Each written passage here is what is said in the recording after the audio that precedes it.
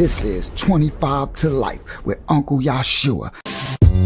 Rolling down 109 in a truck. Pull my ride up to the light, that's what's up. Look to my right and it's a ride rolling up. It's Lucci telling me tonight we in the club. He got the 24 road Escalade. He got the Lamborghini doors like they blades. His hammers ring cause that's how he was raised. His palace mob and tonight we get I'm from the ghetto, the slums, the rats, the roaches, the bums, the metal that stuns, the addicts, the cracks, the crumbs. The level where funds is tragic and lavish is none. With rebels, they runs and rabbits like savages' sons. With did him and bigger and swiftly he shined the mug. That city appeared it with 50 took 9 of them slugs. This is 25 to Life with Uncle Yashua.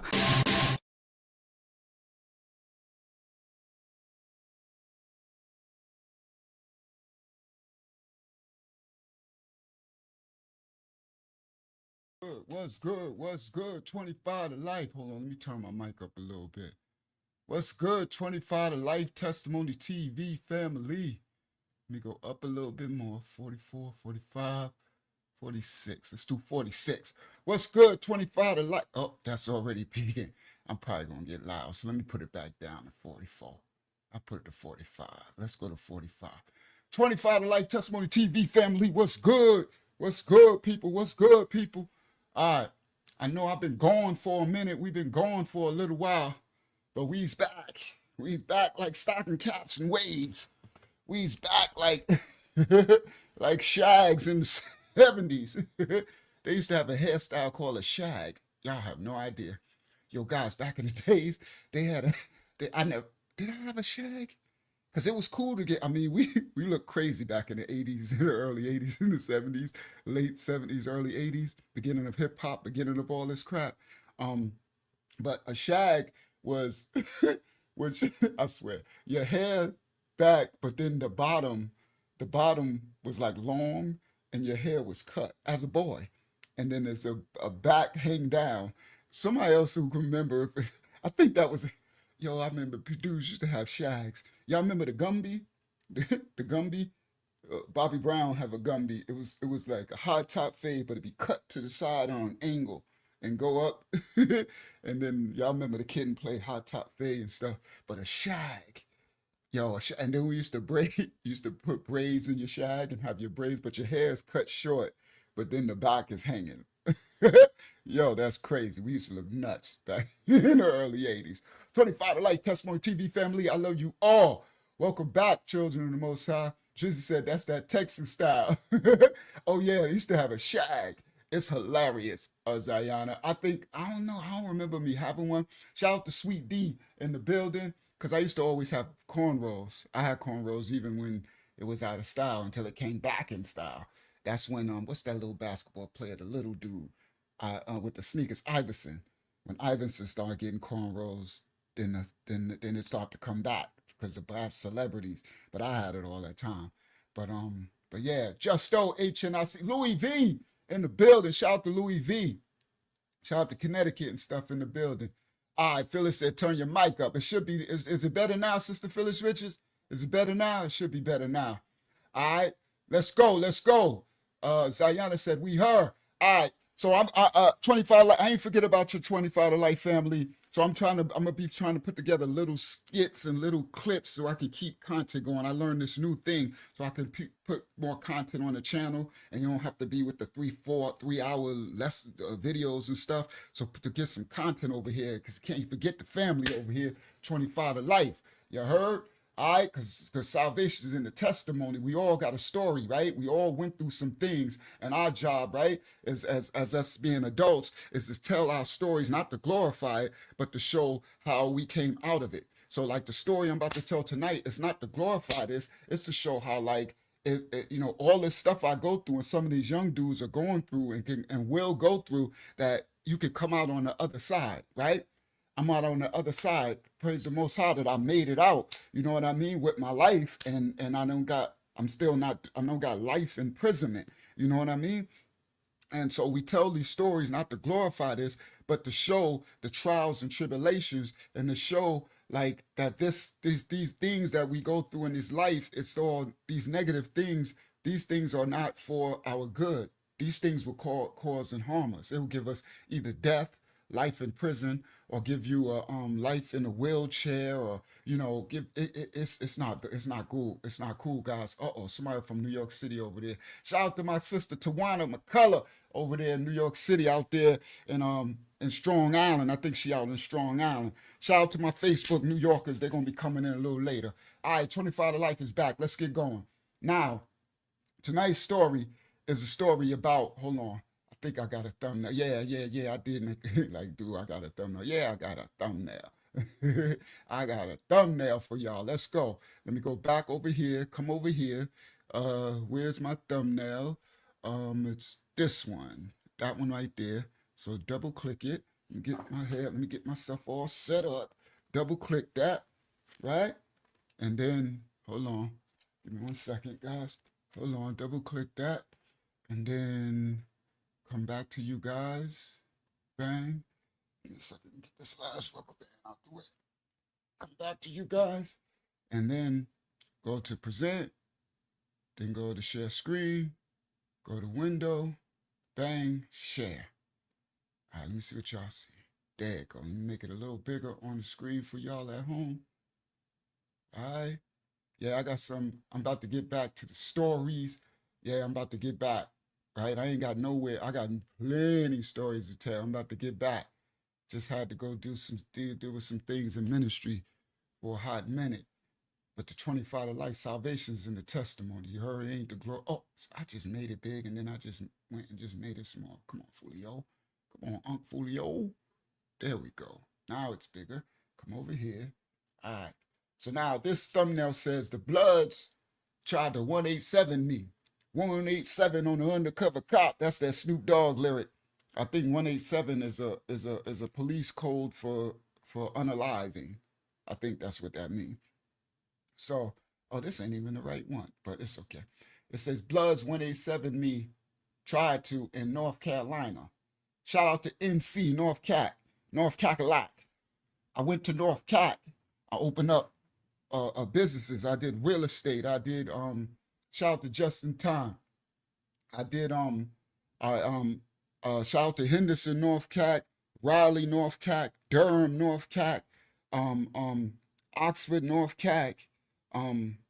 Yeah, that was the areas I was in. Raleigh, Durham area, Henderson, and this was in 2006. So this is when the Bloods was really just getting to North Cack for the most part, and it was huge. And those boys, those country boys, shout out to the country boys, shout out to those in the dirty South. Those country boys weren't playing, they weren't playing no games, you heard? All right? And for those who know, back into those days, if you was going OT, they called it out of town. We called it OT.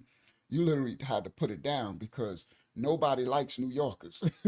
They did not like New Yorkers. Like, you know what I mean? So just the fact that you was OT, you know that you had to, and you was, you got receipts of you being OT and stuff and doing it, then that means you was holding it down because they didn't like New York.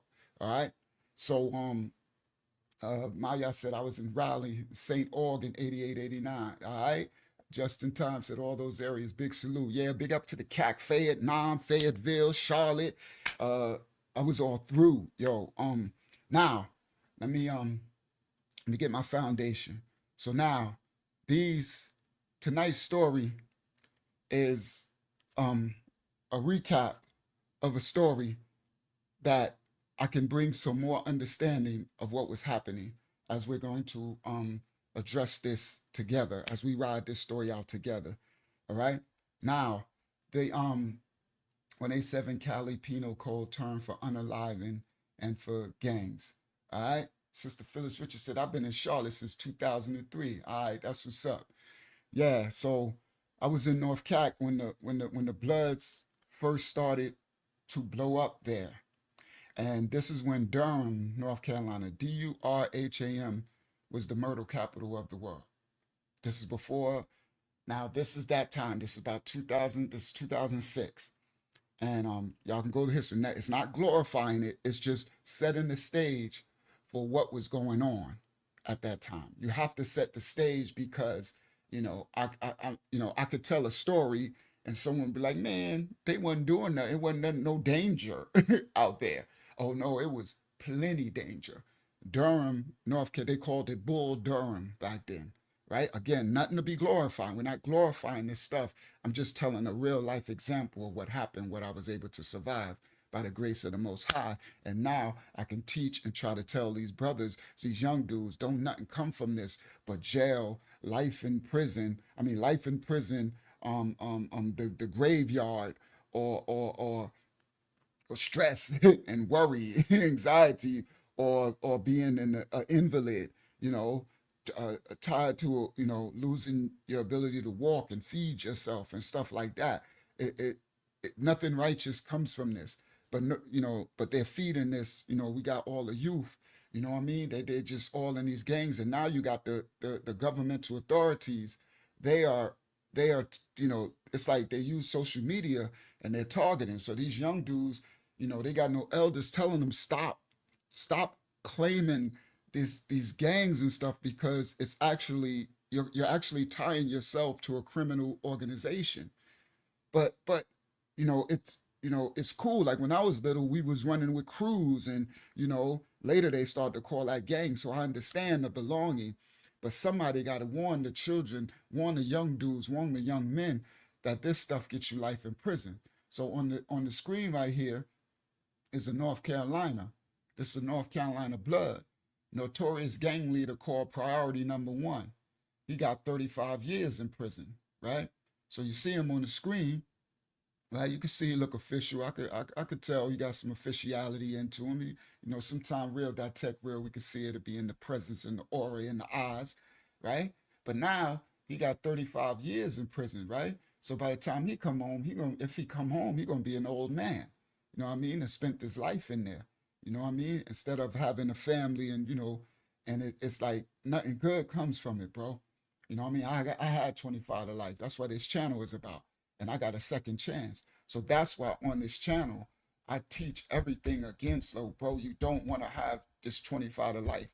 And they were offering me, I could have got 55 if I would have blew the trial. You understand? 55 years. And when you get that amount of time, you're walking dead. There was a time I was walking on this earth and I was walking dead, bro. Like I'm going to trial. Matter of fact, that's in this story. In this story right here was when I had 15. So the first charge was 15 to life. That was 2006. I got jammed up for something I didn't do, and they labeled me as a blood. They labeled me as a blood kingpin. Now I wasn't, right? And the only reason why I wasn't is because the Bloods came. By the time the Bloods culture came to New York City in like the early, like 90, 91, when it came from Rikers Island prison out to the streets, 90, like 89, 90, I was already an OG, meaning I was already the God, Rashawn. I already had status. I was already kind of like a young elder. If I would have been a little bit younger, maybe 2, 3 years younger, I would have been all blood out. Facts. It was the age. It's so because my generation, I was actually made part of the nation of gods and earths, because that, and then once they squashed that out, the system, they tried to make us like we were some like that culture was a criminal organization, and they were locking everybody up and doing all this stuff, and then they allowed the Bloods to come in, and they wanted to promote that. They didn't want to promote the nation of gods and earth, because they was trying to teach us civilization, righteousness, the knowledge of self, love, peace, and happiness, responsibility, equality. Now you had some rogue, like you got anybody, you got any negative and positives in any culture, religion, or whatever you got. You're gonna have negatives and positives, but the positives outweigh the negatives. It was teaching you that you are the father of civilization, and that you need to you need to cover the women and children, that the women need to cover themselves and wear 3/4 culture clothes, not showing their body and stuff. It was trying to tell us stop eating the swine and the abomination, stop eating pork, and it was trying to civilize us. So they got rid of that. they was like, we can't have no parts of that. You know what I mean? We got to have these young, you see, they know who we are. They know exactly who we are, right? According to history, according to Bibles, according to Qurans, according to ancient scriptures, books, all of they know who the so-called black people are, right? And they know who their bloodline is. So they was like, we can't have all that. We can't have that. We gotta. And so the gang thing that they pushed over there in California, remember, and they sent the with COINTELPRO and the real Rick Ross and not the little rapper, not the CO, but and they pushed the drugs into the railroad train yards and they pushed the guns and stuff in there. So then that they can allow to spread because that's spreading degradation. And so that's what happened. So wasn't nah, KRS-One was never a guy. So what happened, Sister Roberta? Jay-Z was never part. Our culture back then was so widespread. It was like that it affected, even if you wasn't part of the nation of gods and earths, the culture, the lineage, and the language still spread to your hood. So you would have Jay-Z calling himself Young Hove and the God, Nas calling himself the God's son. You would have them saying peace. So these things, so the names, so our culture back then, the nation of gods and earths, this is where you get everyone who got these names: Tyshawn, Shamel, Shamiqua, Raekwon, Rashawn, Tyleek, Tymasia. Before that, we were named Joseph, James, Ricky, Bobby, Ricky, Ronnie, and Mike. We were named, right? It's the nation of God. And then it started, that's why they took the swine out of the food. So back in the days, all Hostess products used to have lard in it, lard, pig's fat, and gelatin. It used to have, so Twinkies, we even got them to change the food, big corporations. So the culture of us, and then it merged with hip hop. So it started to spread. That's where you have Rakim, all right? No pork on my fork, strictly fish on my dish.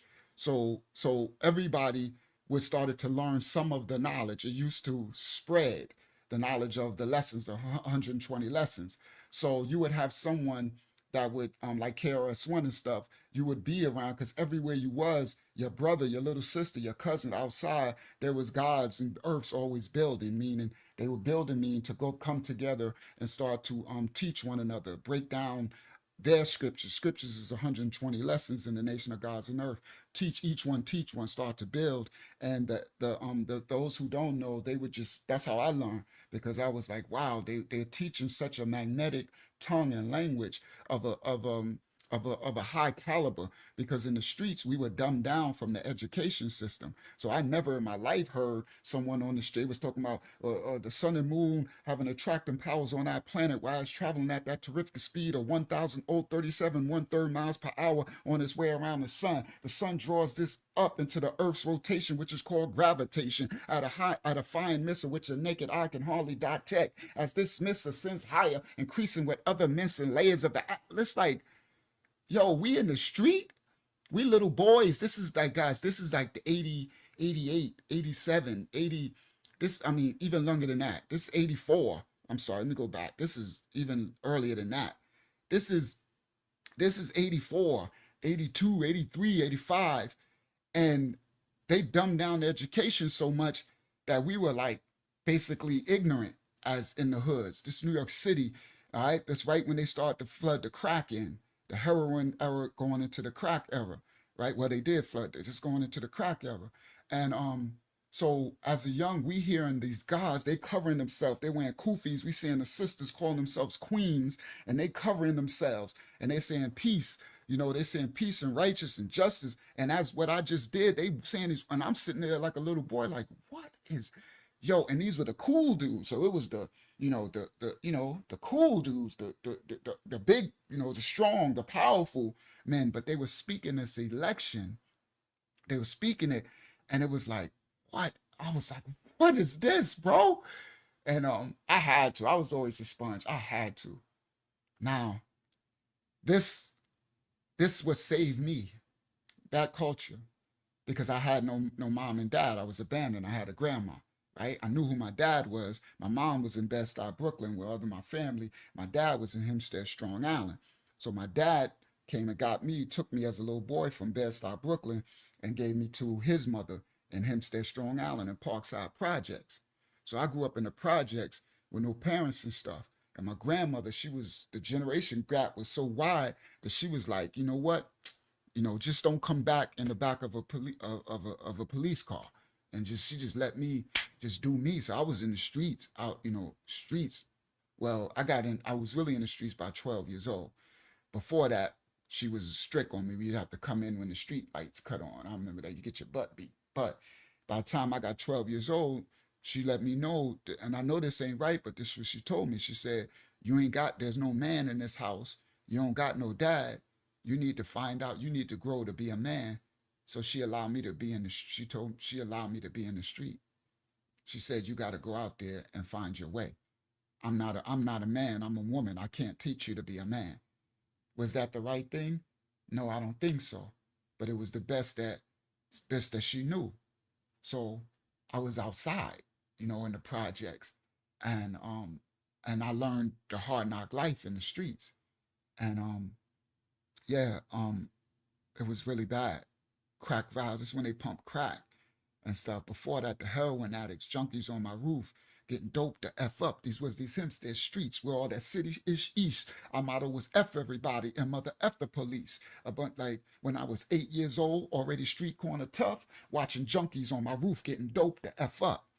That's rhyme I wrote back in the, like the 80s or something. Late 80s, early 90s. You know what I mean? So my whole life story is I put it in raps because I was the first generation of hip hop, the first generation born in rap. So everything that I said in my raps was just what I had to live. You know what I mean? So when the Nation of Gods and Earth came, it taught me knowledge, wisdom, understanding, culture, refinement. It taught me that, we are created in the image of the Most High. Do you not know you are Yah's God? The black man is God. You know what I mean? And the black man can be a God or a devil. And there's nothing worse than the black devil. See, they put it out there and said it was a hate doctrine, saying that they call all the white man the devil. And that's the part. Shout out to Swift. That's the part that made them able to make it seem like it was all negative. You know what I mean? Now you had your road guys out there doing crazy stuff. You're gonna have that anyway. You know what I mean? But you're gonna have righteous with the unrighteous, no matter what you got. But the overall was to teach us who we were, because we didn't know who we were. We didn't know. Our fathers was gone. They put our fathers on drugs and stuff. The time in the 70s and the early 80s was a mess. You know what I mean? For so-called black people and a black man, woman, and child in America. I know it was a mess in other places, but I'm talking about America back then, right? It's beginning of hip hop, guys, right? Before y'all rap records, before any of that. You know what I mean? When we had tapes and stuff. So they messing with my stuff. All right, there you go. They making my screen go black. So I'm gonna get to the story in 1 second. It's important to set the foundation so that y'all could know like the foundation of really from these elders who was actually there. So it taught us that we were actually responsible and we had to grow as men, and that we had to protect the women and the children. It taught us things that the school system never could teach us. It never, they teach us what they did. George Washington had a cherry tree and he never lied and all this stupid old stuff, right? They taught us that we were just slaves. You know what I mean? We came over just as slaves. But no, the teachings of Clarence 13X Smith, what they call Father of Law, he told us that no, do you not know that you are gods? You're creating an image of the creator. You need to have a responsibility on this earth to cover the earth, spread your civilization. You got to be civilized. You become savage. They've made you become savage. So it was civilization and righteousness. So and that's why we came out of the names. We came out of slave master names, and that's where you got the name Rakim and Rashon, and that's why. And then that spread. So KRS-One and them, and then they just pick up the dialect because everyone, the culture, picked up the dialect, and the system, the governmental system, they had to do away with that. They like, we can't have this because this will start civilizing them. What did J. Edgar Hoover say COINTELPRO? He said, we don't stop them. This way he did with the Panthers and stuff. He said, if we don't stop this, a Messiah will come through these black people's lineage. We need to, And so what did he do? Infiltrate the Panthers, right? Do bear false witness and put false charge and break anything that will help our people, right? They had, I was a child of the Panthers stuff, the free lunch programs, right? Government cheese and stuff like, man, I was a child of that. Come on, Swift. You remember the Swift, remember, yo, Swift, remember at Campbell Park when they used to give out the free lunches on the, remember we get the little apple juice and the little thing, Swift? Remember when they used to send the what's the name, the skate thing, the skate truck. So we have a truck come by. We would also have a zoo. They would bring a zoo to the hood, and they would bring a big thing. It's like a carnival, and they would bring horses, and we would get to ride a horse and touch a horse and stuff like that. This is the stuff that our ancestors was fighting for, but they done away with them, right? They made them into criminals, right? They made Huey P. Newton into a heroin addict, right? They put him in prison. They did all these stuff, and they was making food programs. That's where the WIC program started from. In the beginning, the free lunch programs in the school, right? The free lunch programs where we used to be hungry. Swift, you remember, right? Sometimes we hungry going to school. Some people ain't had no, some people, your mom was on heroin or when crack came in and stuff, and they made free lunch programs in the school. I mean, free breakfast programs that you could get to the school early and have breakfast before you start school. And the free lunches, bro, this stuff is serious, bro. Y'all gotta know this stuff's serious. Like, and they squashed all of that. They squashed all of that to have us be savage. And then they let when they created the gangs. Now the gangs even in Cali didn't start out fully negative. It started out to fight against the oppression of the system of the police and the oppression. And we had gangs in New York City too before the Bloods and stuff in Cali, and that was to fight the oppression of the other neighborhoods, the white neighborhoods, the Italians and all that would call us iggers, and they would unalive us if they catch us walking alone in neighborhoods, and they would so we formed crews and cliques that and then later gangs to protect. It started as a protection, but then of course like they did hip hop, which we started off from our oppression, right? And they instituted and took it over, and now they got the kids teaching, kill culture and all that. The same thing. It's nothing new under the sun. You see, it's nothing new under the sun. This is all manipulated, manufactured for us. The lost, you see, the lost sheep of the house of Yasha'al, or the lost tribes of Shabazz, or we always knew we were lost. Some of our ancestors are all coming to tell us we are lost. They just had different names for the lost people, children. And they took the dads out the homes in the 50s and the 60s right? So we the generation with the no dads in the homes. And then they took all the nation of even the nation of Islam helped. You know what I mean? They cleaned up. The Ishmaelite religion, the Muslims, they cleaned up a lot of the heroin addicts and all that stuff. You had all of these organizations trying to help our children, the people, and these systems, the governmental systems, just kept coming out to destroy it. But once they got their hands on that gang culture, they was like, this is the one.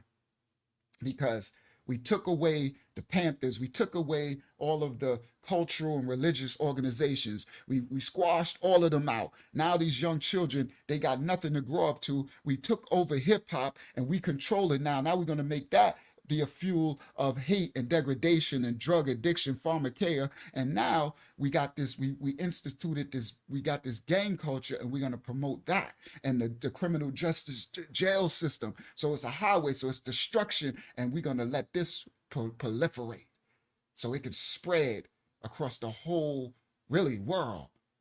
But the daughter of Babylon, the head of the daughter of Babylon is America. You heard? Y'all better know that, right? The head of the daughter. All right? The whole earth is Babylon. The original continent, Africa, is the mother of Babylon. And America is the head of the daughter of Babylon. You heard? So they allow that to spread unfiltered. They needed that to spread because they know that the children of the so-called black children in America and on the earth, they need guidance. They need dads. They're looking for their father.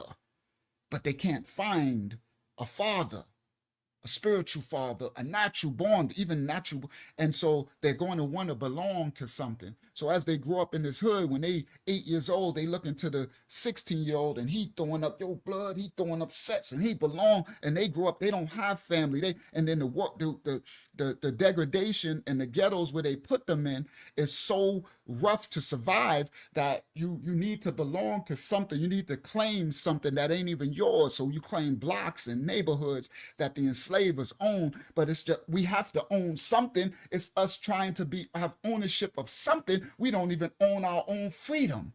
You heard? We don't own nothing. We ain't own our language, our culture, our identity. So it's just a lost generation, and they keep them lost. So the kids are gonna want to belong to something. That's why I said if I was born a little bit earlier, I would have definitely been a blood.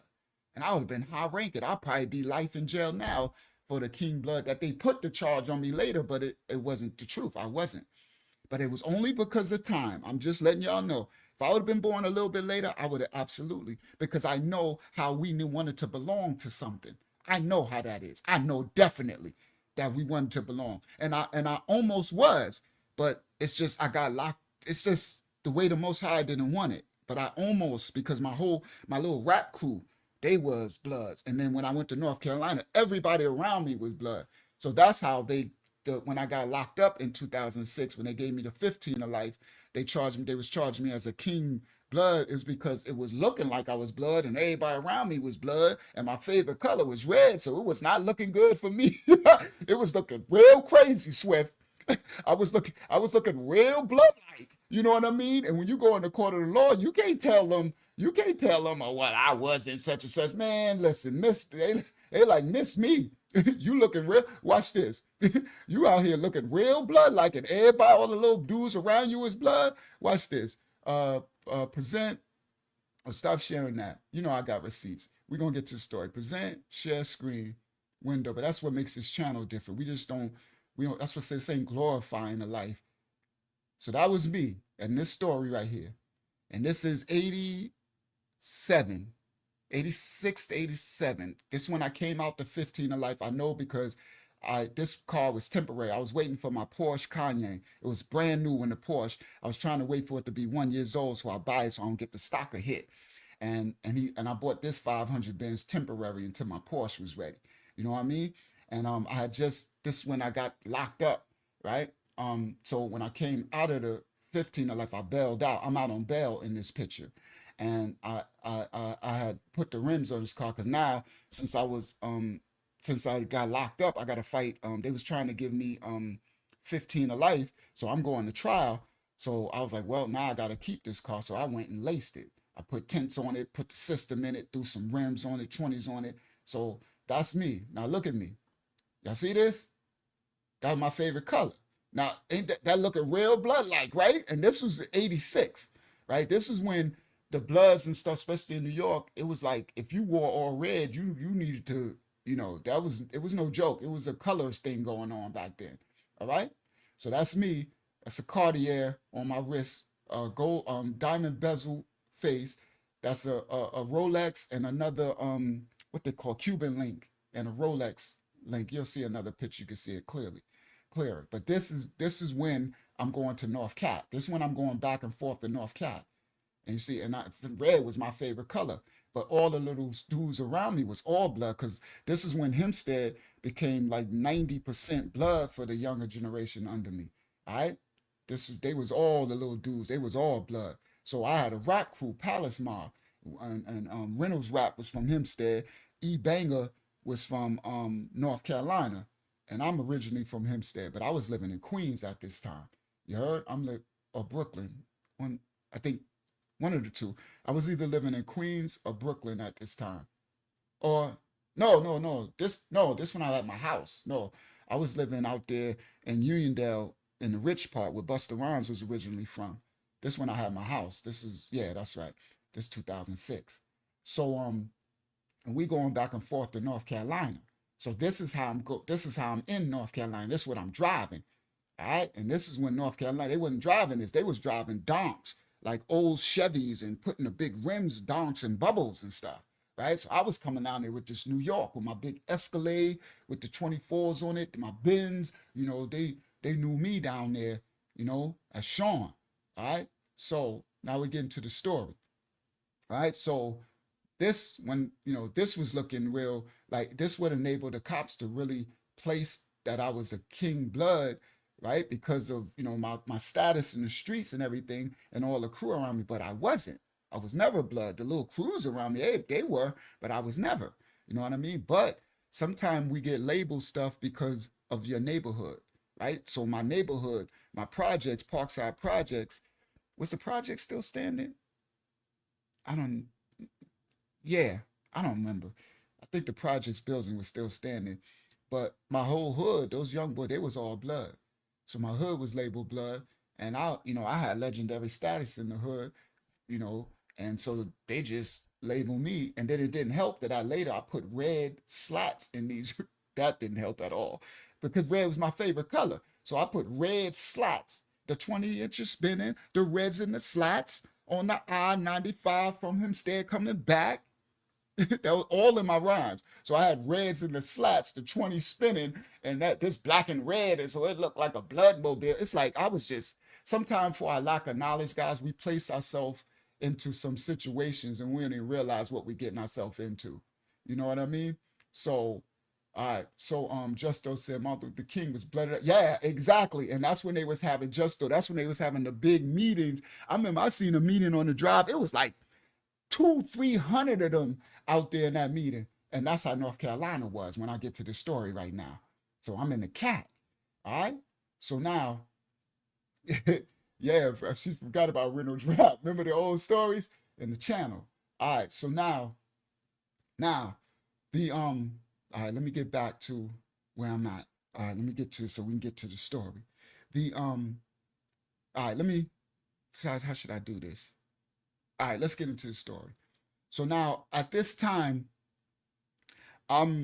so I was in North Carolina before this picture right here, right? So this picture, so before this picture, I was already in North Carolina and I was owning I was doing real estate. I bought a bunch of, I had a clothing store first. Then I bought a bunch of real estate, 13 houses. I own one in the house, Lamb Street. I own my own street. The houses on the street, the whole end section of Lamb Street. We had our own street. Oh my goodness, it was fun. And then I own houses on Vaughn Street. This is in Henderson, North Carolina. It's a ghetto, and it's a real rough ghetto. Shout out to Swift in the building. It's a real rough ghetto. All right. And I'm about to show you. I'm about to walk y'all there. So when I went there, I learned it from my baby mother Pam, her cousin Tant. He's from Bed-Stuy, Brooklyn, but his family was from, all of us in New York, we come from the South. So all of us have family, right? So back in the 50s in the Jim Crow stuff area, right? Our ancestors came from the South, from South Carolina, North Carolina, all that, and moved to New York City and all that. Moved. That's how we got into the cities and stuff. We, running through slavery, they came up north. The freedom was up north. So all of our ancestors come from the South, up in the North, New York City. Shout out to the dirty South. So Pam's people was from Warrenton, North Carolina, right up around Raleigh, Durham area, right? A little town. So her cousin Tant was from Bed-Stuy, Brooklyn, but he would always go to North Carolina, you know what I mean? And because that's where their people was from. So they would have family reunions. So I would go because Pam was my baby mama with my kids. Those who know Pam Austin from Hempstead High School. So I would go to North Carolina. We would go to the reunion every summer. So I knew her family was like my cousins. Her cousins was like my people. So Tant was from Bed-Stuy, Brooklyn. So Tant was telling me about, you need to, do, Warrenton is real small. You need to do real estate. The houses were really cheap. You know what I mean? You get a house for $20,000. You know what I mean? My rims that I was going to put on my Escalade was almost 20,000. Well, I was going to buy rims for 20,000. I'll tell you that story another time. So like, this is at that time I was doing it. This is the time I was really doing it. I was out there. I mean, I was kingpin status, and I got charged with kingpin stuff. So this ain't nothing to glorify. All right, I was a multimillionaire. I'll show you. You see receipts. I can show you receipts. I'm about to show you stuff now, and I got charged with that too. So don't get that twisted. This ain't nothing to glorify, but it's just my testimony, right? And a lot of people didn't didn't know, like back in New York, y'all might, this is the time that for those who knew, they saw me coming through with the Escalade, the white ML, right? That's why I had Jody. Shout out to Jody from Lakeview. Jody was down there with me. For those who came rentals and them, they'll tell you we own our own street, we own our own houses, we own everything. I own the construction company, a clothing store. But anyway, so this is and I got charged with kingpin status.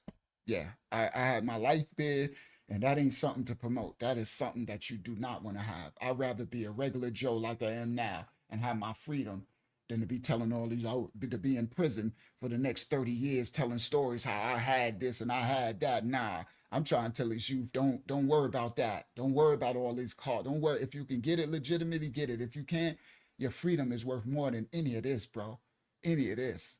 I was walking dead when they gave me that 25 to life, but 55 was hanging over my head and I got to go to trial. I'm smoking blunts like I'm smoking crack.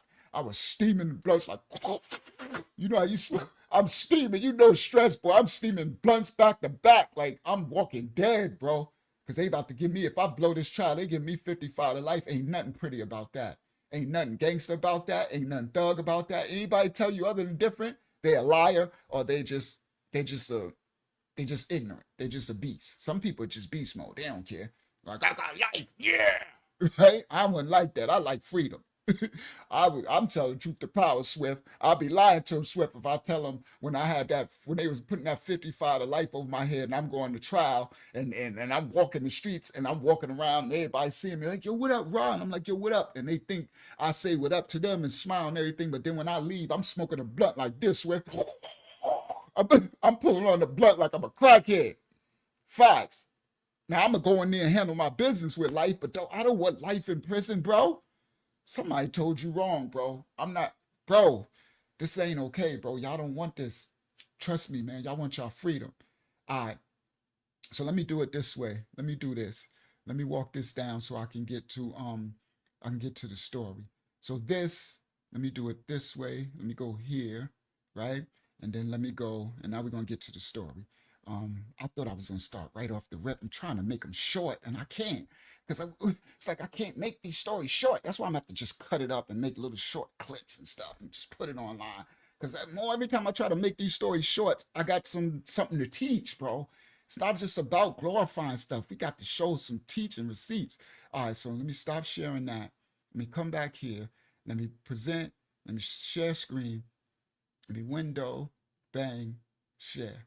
All right. So for those who don't know, I'm sure in these receipts, this is my block I owned in North Carolina, right? So that right there, that's my ML white Benz. Those in Hempstead, y'all remember seeing this truck, right?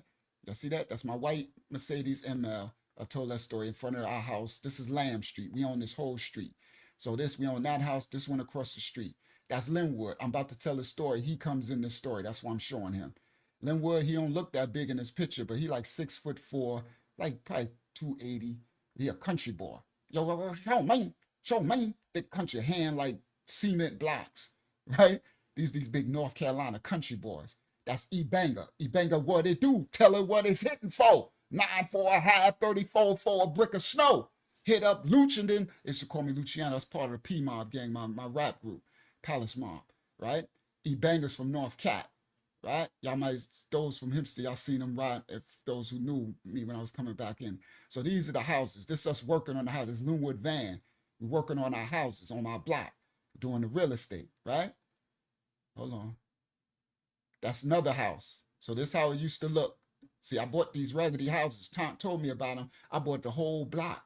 Swift, I bought the whole neighborhood. I bought this on this street. I think we own 10 houses. And so we own the whole end of the block. We own our own street. And then I had a street cut this way and street cut this way. So we own our own block, every house on the block. So this house, look at this, Swift. This house was white. We ended up painting it black and red. Now, I got finished. I did a new roof. It looked beautiful at the end. But again, guys, you see how easy it would be for them to label me blood? I wasn't, but look, I made a house black and red, Swift. I painted a house, and look at my car. That's my red Celica. Like, and my favorite color red. It's just like, boy, once they got me, it was like, there's no way I was getting out of that if it wasn't for the Most High. It's like everything, it's like trying to prove that you're not something, but everything says, your ways, what you're doing says that you are. That's E-Banger walking. That's me with the little shirt on. We on the porch. We working on the houses, right? All right, so let me go to the next one. That's Linwood. We working on this house. I think the septic system is down there. That's Linwood. I'm about to tell him a story about him. The story's about him in a second. But anyway, little Debo, this is my block. There go the house. So we on that house, this one, that one, that we on this whole block. All right, Lamb Street. All my cribs on Lamb Street in candy paint. See, we call this candy paint. So you see all the colors I paint in my houses? Look. See the grays and the see light blues. That's Vaughn Street. But this one is Lamb Street because I own a couple of houses on Vaughn Street. So I said all my cribs on Lamb Street and Kent. This before and after. This how it looked. This how we started to work on it. This how it was finished. And then Roger lived in this house. I think that's Reynolds right there on the porch. Reynolds rap from what's the name in Hempstead. All right. So anyway, that was me. All my cribs on Lamb Street in candy paint. I never rolled trips. Lucci, I demand the bank. That's playing CeeLo. If I hit you in your drawer, with my hands, you can't stand up. I got a right hook to put you to sleep. Man up, y'all. E gonna be jugging you deep. I grind the city, so they calling me a city star. I'm kind of pretty, so the itches call me Pretty Raw. Yeah. Trick, this ain't Jeezy though. I got a bad model itch, but she greasy though. Easy though. For I lay your I was cursing. This was Palace Mile. That's when I was in my sin. You know what I mean? So you see what I said? All my cribs on Lamb Street. So I was rapping this stuff, but we was living it. You heard? That's the difference. That's Linwood working on our porches. That we on that house. We on this whole street. All right. So anyway, I just wanted to show y'all some receipt. That's my clothing store, the inside clothing store in New York, NC Fashions, right? That's my clothing store that we own. That's when we opened it. That's when we put in the clothes. Now these jeans, look, these are Rockaware. See the Rockaware jeans? This is a Nietzsche. This is Damani Dada. See, that's a Nietzsche on these pockets right here. See that sign? That says a Nietzsche, right? And we got these from the the black market spot up in Manhattan. The black market was still open. Right? So you see the Rockaware and stuff, right? Baby fat. See? That's a baby fat stuff.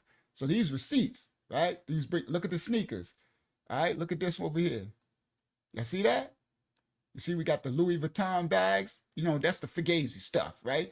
Then we had the Jordans. You see the Jordans? I used to have the Gucci Louis Jordans. I was bringing this to the CAC. Look at the pink Air Force. You heard? Oh, I had the crazy. This right here is some Burberry on these Air Force right here. I wish I had the other pictures that you could see the rest of the sneakers. I had the clothing, right?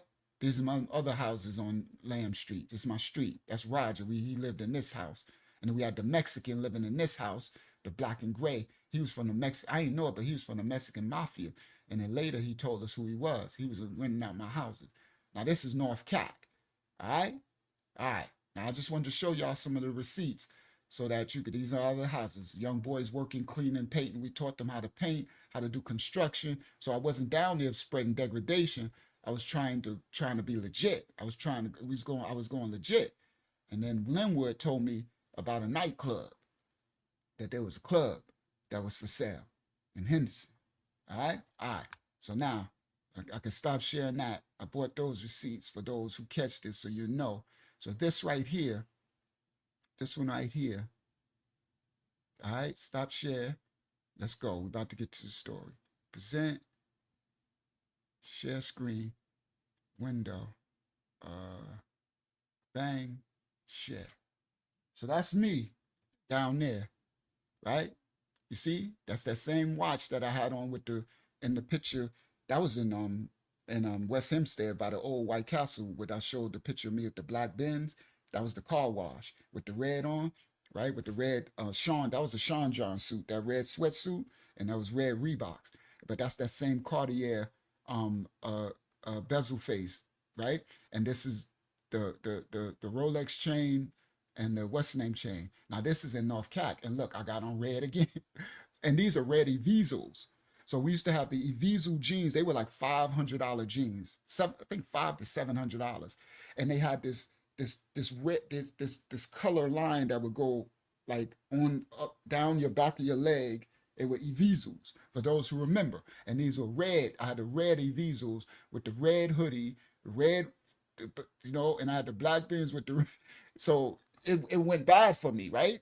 They literally, it was like when they charged me with this blood stuff, it was really I was looking really like I was a blood. So it was easy for them to charge me with the king blood. Y'all can see it, right?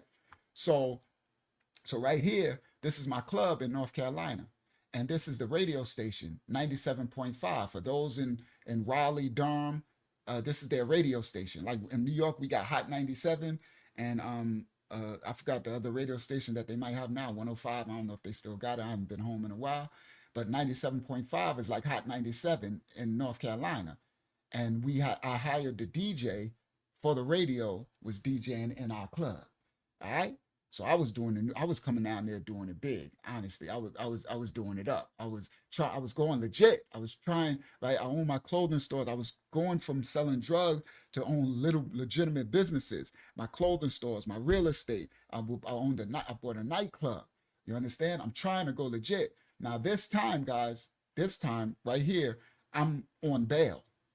They had already caught me for the music video. That's another story. So I'm bailed out. They're trying to give me 15 to life, but I'm taking it. I'm on bail. I'm trying to get them to reduce. It was fake charge, so I'm trying to get them to drop it because it wasn't legit charge what they was arresting me for.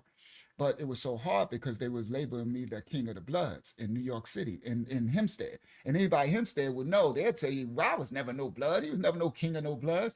But once the system got their mouth, they got their hands on me.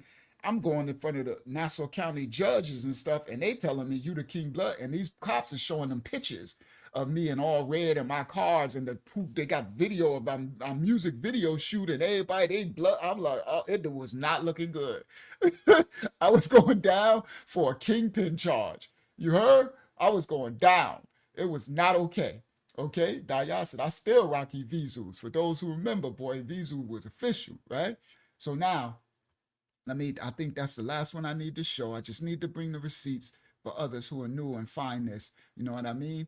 And there we go. All right. So now, here we go. We're going to get to the story. Let me stop share that thing. Stop share. Present. Hold on, let me do this one really quick because this one I just need to do this one just because. Share. That's that Benz, right? And look at that. That's Hempstead High School, the back of it. I just did that for my Hempstead, for my Hempstead crew. That's my daughter Star when she was graduating. She's a grown woman. And that's me at her graduation. She's funny. This is the Benzo that I'm driving in the CAC in.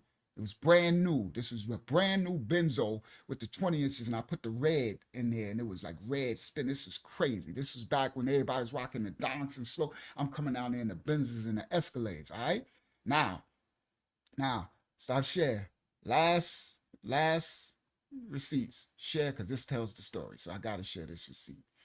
All right, here we go. Now, I got to share this receipt because this tells the story. This is my nightclub in North Carolina. It was called Platinum Palace. That was the name of my record label. And my crew was the Palace Mob. International Platinum Palace, we called it, because we had Africa, from Senegal. He's part of my rap crew back now. It was me, Africa. We was Palace Mob after I got out. Because when I got locked up, Reynolds Rap, and they had a snitch, a little blood snitch from Freeport, and he was trying to set me up. So I had to dead all of them because there was, Reynolds, they was running with snitches, these little bloods and stuff. And he was an informant, and he tried to set me up. So they had an informant on my case. Now I didn't know this until after I got the superstar lawyer and we took it to trial. And then it came out who was the informant. You know what I mean? It was a blood from Freeport, Strong Island, right? These little young 20-year-old bloods, because I had a rap crew. So that's the only reason why he would have never been around me. But Reynolds was they was like 20, 21, 22 years old, and they were blood. And so this little crew, he set me up. So I had to dead all that. So now when I came out, I'm on trial. So I met Donzel in jail. He introduced me to Africa, and me and Africa was just doing our rap thing as the international platinum palace, because now we about to go to France, we about to go to Africa, I'm about to be international. Yo, this little Hempstead, Strong Island little boy, this little boy from New York City, boy, boy, you can't stop. You can't stop the seed in the original man, the children of the book. You can't, one boy, that's why they try to squash us, guys. They put all this aluminum and mercury in our food. They put all this degradation. Because if you leave us alone, we will be kings and queens. We will have kingdoms and palaces. So I was going international. So the name of this club was IPP, International Platinum Palace. And you see the first picture, I had the radio station. So listen, guys, I got the DJ from the radio station. So they all over the radio saying internet. Look right here. This is the DJ booth up here. That's the, see that dude up there at the top? Okay, that's probably big as I can get it. That's the dude for the radio station, right? We up in there, that's the DJ booth, and you overlook the dance floor. So we up there like 107, 97.5, you're doing on the radio. It's like me having Funkmaster Flex in my club DJing. You heard? All right, for New York City, all right? And this is an image of the club. That's Brant, one of our bartenders, right? So now, this is the club when we first bought it. This is how a little bit of the bar look. It goes all the way around the side. That right there is the back room. I'm saying all this for a reason. All right, that's another bar. All right, now these two people, they from Brooklyn. Miss E, and I forgot his name now. Now these two people, we're buying this club from this dude, Ray. This the inside of our club. Became a sports bar and a grill. So during the week, we had a sports bar, but on Friday and Saturday, we would move all the tables and everything, and it was a club. And it became the #1 club in the Raleigh-Durham area when I owned it. And I was about to bring Little Kim. I was about to bring this one, Jim Jones song, Ballin', and this was Hey Baby, and put some D's on it, right? Rich Boy, this those days. So I was about to have Rich Boy in it, Hey Baby in it, Hurricane, what's that dude, the other dude, the Hurricane dude, his song, Pop, Lop and Drop It, Pop, like, oh yeah, this a ballin'. Oh, I was about to blow this up. And we had a restaurant, all right? So this is when we negotiate. That's why you got paperwork on the table. We're buying a club. And then the other story, I had to take on partners because I lost half of my wealth in the 15 of life when I got locked up. Otherwise, I would have bought it by myself. Hurricane Chris, thank you. All right? So now this is our restaurant inside the club, right? We have chefs and cooks. So this is Ray, right? It's still just only a part of the club, right? So this is part of the dance floor, and then we'll move all the chairs and have all of it a dance floor. All right, let me go. That's a music video we was doing for Platinum Palace with the kids. Always love the kids. We're doing a music video in North Cac. That's North Cac. Look at the babies dancing. They doing the juke dance. I got a song called The Juke, right? And they doing the juke dance. It was a dance they did in North Cac at that time. And that's 36. That's 36. He used to do our construction on our houses, right? And all the kids in the neighborhood. Unc loved the kids. Always got to have the kids. We took care of the kids. Taught them how to the older ones, we taught them how to do construction and paint and drywall and stuff. Young kids, we'd bring them food. You know what I mean? Yeah, this is North Cat. All right, this is what I was really into. You see? Look at the kids, they doing the juke dance. All right, hold on. That's my worker cleaning up. So during the week, look, they had a Valentine's party. So someone would rent out our club and they would have Valentine's party, and that's my worker cleaning up in the club. All right, that's the one with me standing outside the club. All right, so this right here, I'm saying this part because it's going to make sense when we about to go. This is where I used to stand up in the DJ booth, and this is overlooking the club. Now, this is one night, I guess they're doing a Valentine's party or something, so we can see how the tables got white cloth, and, I think this before the people start to come in. So it's a quiet night. So during the week, we used to have sports nights, and people was rented out to have, have Valentine's parties or birthday parties and stuff.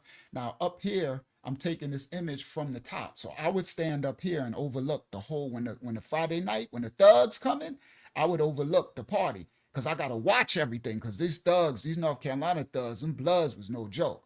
All right. So that's inside our kitchen. These are some of our waitresses. That's one of our cooks right there, the dude right here in the back. So these are some of our waitresses. And in this story, she was getting a lot of money in this story. This one here, she's tall. She was picking up all type of money. All right, in this story. This is another elders night. That's Brant.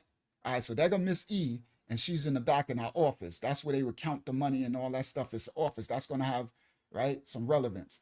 And that's Brant. He was our head bartender. He was no joke with them with the liquor game. And that's Tasha, my head is female security. This is a baby D, what they call it. This is Debo. Now Tasha, look at her. Anybody from the hood, y'all see that face? Y'all see that girl? Y'all can see in her face she ain't taking no shorts. You see her hand? Look at her. Look at the size of her hand as a woman. Imagine her balling her fit. This girl is gangsta. This Tasha was knocking out dudes. That's my homie. Love Tasha. Big Tosh. I went and got the Debos. That's where I was. Facts. I'm in the CAC, and I'm like, I got the most rugged of all the ruggeds, right? Right? So I'm like, listen, I need the most Debo gangster girl because I need the girls, because this part of North CAC, this 2006, everything was gangster. The girls, everything was, it's shoot up city, guys. You can buy guns in Walmart. You could buy guns in the corner store. I'm talking about you can literally buy a whole gun, just guns everywhere. Everybody got guns. So I need the most gangster, thuggish girl so that so the girls can respect, right? Because you need respect. So if they don't respect my bounce, they don't respect that, then the club, it's no joke. It was about always having respect because these people was dying every day, bro. It was like, it's no joke where it was at. It's the ghetto, the slums, you heard? And I came from New York City's slums, so now I'm in North CAC in the slums. So I know how to adapt and adjust, you heard? I know how to do this. I'm a survivor. So I got Tasha. So one of my mans was like, yo, Rob. It was like one of my country boys from the CAC. They like, yo, Rock. No, Sean. They call me Sean down there. In the CAC, they call me Sean. Yo, Sean. Right? And they talk a little country in North CAC. Yo, Sean. Right? I'm like, yo, what up? He's like, yo, you looking for a girl to be head of the female security? You tripping, your homie Tasha. And I said, I didn't think of Tasha, because Tasha ran all the girls in the project. She lived in a project in North CAC, in Henderson, in that area. And she ran all the girls. All the girls was like big Tasha. Right? They got to answer to Tasha, and they be blood. So these females is blood. This whole North CAC at this time is blooded out. Okay, they really blooded out. Every hood is blood. I don't even think it was no Crips at all. They was just all blood. So Tasha's running all the girls. So I was like, I didn't even think of that. I was like, yo, we going to the project. So I went to the projects, and I'm like, Tasha, we got to find Tasha. So we find Tasha. She come out. She love me. Sean, what you doing? You know, I come down in a different car. I'll be in a white ML with the rims. I'll be in a white Escalade. I'm coming in a black joint. I didn't get to drive my silver spur Bentley down there, but I drove in my little red race car with the 20. You know what I mean? I'm down there in all my different rights. So she like, Sean. So I'm like, yo, I need you to run my club, because this before the club opened. It flooded through that. Sean bought the club. It used to be called the Deck. This club is, it's the thug club they used to go to. And everybody like, Sean from New York, he bought the Deck. He bought the club, and he naming it Platinum Palace, right? And I was gonna put it all crushed velvet and black. I was bringing that New York City, the Palace in the building, International Platinum Palace. So I'm like, yo, Tosh, I need you. She's like, what? I'm like, I'm gonna pay you. She's like, I got you. So that's Big Tosh, right? Head of female security. This is inside the club on a party night. You see the heads? You see these North CAC. See him with the red on? You know he probably blooded out. See that red hat? Right? This is inside the club, just to show you. This is another picture inside the club at the bar. Him and her talking. They in the club. See do-rags, see hoodies. This thug. This ain't no, all right? This receipts. Look, that's inside the club. Look, he's smashing her against the rail because we had an iron rail. He probably grinding on her in the club, right? You see her dancing with her hands, got her nails done. Look at her, bottle in her hand. This is my club. This was my club. That's another night. Got an elder. He used to always come to the club. This elder, he was in there with the young. Look at him. Doggone well he shouldn't be in there messing them young girls. But that's the club on the Friday party night. This what I bought down there. You know, I had to bring the New York City picture taking. So these some thugs in the club getting their pictures taken. We had the picture booth section back there. You know, I had to bring the picture booth section. This North Carolina thugs in here. All right. There you go. Look at him. Carhartt overalls. He got the Timbos. Look at him with this fur coat on. This inside my club. This thug. So you can see this ain't no soft stuff. These is, now I'm not promoting this, but I'm just needed to have the foundation of what's going on. You heard? This is serious. And I own this club. All right, it's serious business. It can go down any night. There you go. See, look, the lights, the pictures booth. You take your pictures. You know what I mean?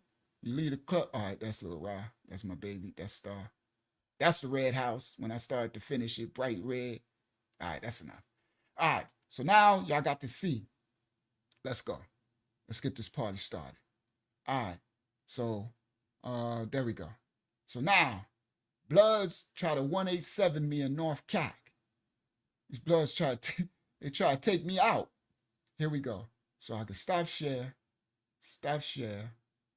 bang, go to present, share screen, go to this. I can get to that later. I'll get to that later. All right, let's get to the story. Here we go. Bloods try to shoot me up. Shoot. View this tab. Bang. Come back here. Come back here. Bang. Make it full screen. Bang. Come back here. Let me see what it look like. Let me see, pardon me. Let me see what it look like. See what that look like? There you go. That's big enough on the screen. Here we go. Let's get this video started. The club is blowed up.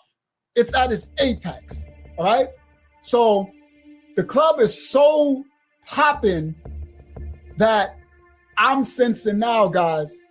Yeah, I know, Randy, if I see that good music, but it's horrible. I know, right? So I'm sensing danger. Okay. Because I'm like, you know what? I could feel, I'm from the streets. I could sense like danger, darkness. So I'm like, yo, man, it's like, you know how guys, people who've been to jail and prison, it's just in the streets. You know how you could feel tension where they say it's so thick you could cut it with a knife? It's that type of thing. Like okay, guys, it got so thick. So what I'm doing, I'm jumping in and I'm going somewhere. For those who heard the story, don't worry about it. I'm about to bring some extra info. And I got new stuff coming. Now, I'm talking about in this club, in the club I just showed you, I was in the club and I could just feel death. Let me explain. Oh, my volume level. Guys, am I low? Am I okay? Turn it up some.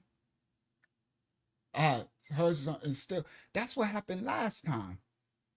I don't know what's going on. They messing with my stuff.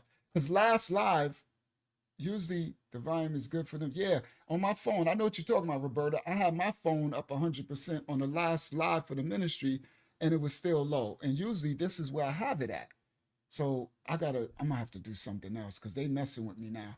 Because if I turn up too loud, it's gonna peak. And it should be really loud. It should be actually really loud. But all right. So I'm gonna have to stay right here because if I go too loud, once I start telling this story and I get loud, it's gonna start peaking like crazy. But I'll figure it out for the next time. But they are doing something and messing with it. So anyway, guys, I'm in my club, right? I just showed you the pictures. So in the picture, what you just saw, the pictures of the club. Picture me standing. Remember, I showed you up on the booth, the DJ booth. I'm looking down over the club so I can see everybody. Right? I used to love to stand. And plus, I used to get on the mic. And while the DJ spin, I used to be like, let's go, let's go. I'd be like, Henderson, who in the house? Is Riley in the house? Is anybody from Durham, right? And then I was kind of shout out the neighborhoods. Flint Hill in the house, right? I would shout out the neighborhoods, you know, and hype the crowd up in the DJ booth, right? And keep everybody. But I was really up there to watch everything. You know what I mean? Watch what's going on.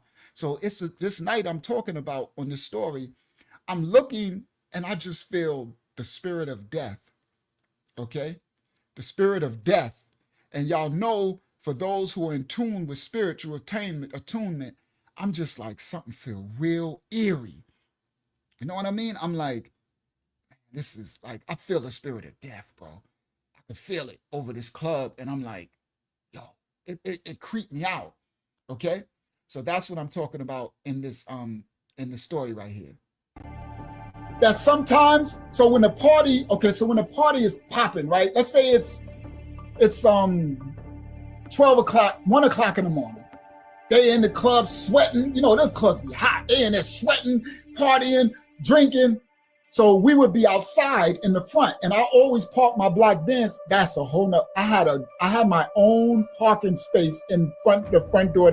I've never did that before. We used to get washed up to get ready to come to open the club for the night, and I experienced. I'll share that in another story. I know what it feels like to own a night. That's an experience that I'm so glad the Most High allowed me to feel that. To drive to your own establishment club, and when I would pull up, the crowd of people, all line would already be there before it even opened, and I would pull up and I had a reserved parking space with a cone right in the front door for my black Mercedes. So I would pull up and either my girl or Africa would jump out and move the cone, and then I would pull my black Benz in and would put the cone. Like, it just felt really good. It really felt good to own something. Just, you know, from being the cursed people of the book, we haven't owned anything. So it just felt good. So anyway, so I'm saying this because there was times where we would come out, like the club is still popping. We would come out to get air because it's hot in there. And we would come out and we'd be in the front and they'd probably be rolling the blunt or something. And some of the people would come out and we'd be just standing out there talking. Like, you can still hear the music in the club. And it'd been times where people like, man, something feel really spooky. Yeah. And I'm like, you feel that too? Yeah, that's what I meant. So the club would be popping, right? Swift said they shot me up by Lincoln Park. I'm still here in 96. I ain't know that, Swift. I ain't know you got shot up by Lincoln Park. Praise the Most High that you still here, Swift. My day one. Now, guys, so the club will be popping, right? We in the club, everything is going good, crowded, everybody, you know. So we would come out, me, Africa, my girl, me and some of the goons and all, because, you know, I got the same spirit I got even in New York. That I'm the type of, I like people and people like me, you know what I mean, for the most part, because I'm not a hater, you know what I mean? I show love, like, right? I'm a good person inside, right? I ain't gonna let nobody play me, but so wherever I go, I usually end up getting love, people in wherever neighborhood. So I got a lot of North Carolina, they love me, right? So they'd be like, yo, Sean, they always want to be around me. So when I go out, sometimes it'd be so hot in the club, I need to go outside in the front to get air, right? So whenever I'd be like going outside, some of the little Bloods and thugs in North Carolina be like, Sean, where you going? I'm going to get air. I'm coming with you, because they know how dangerous it is, honestly.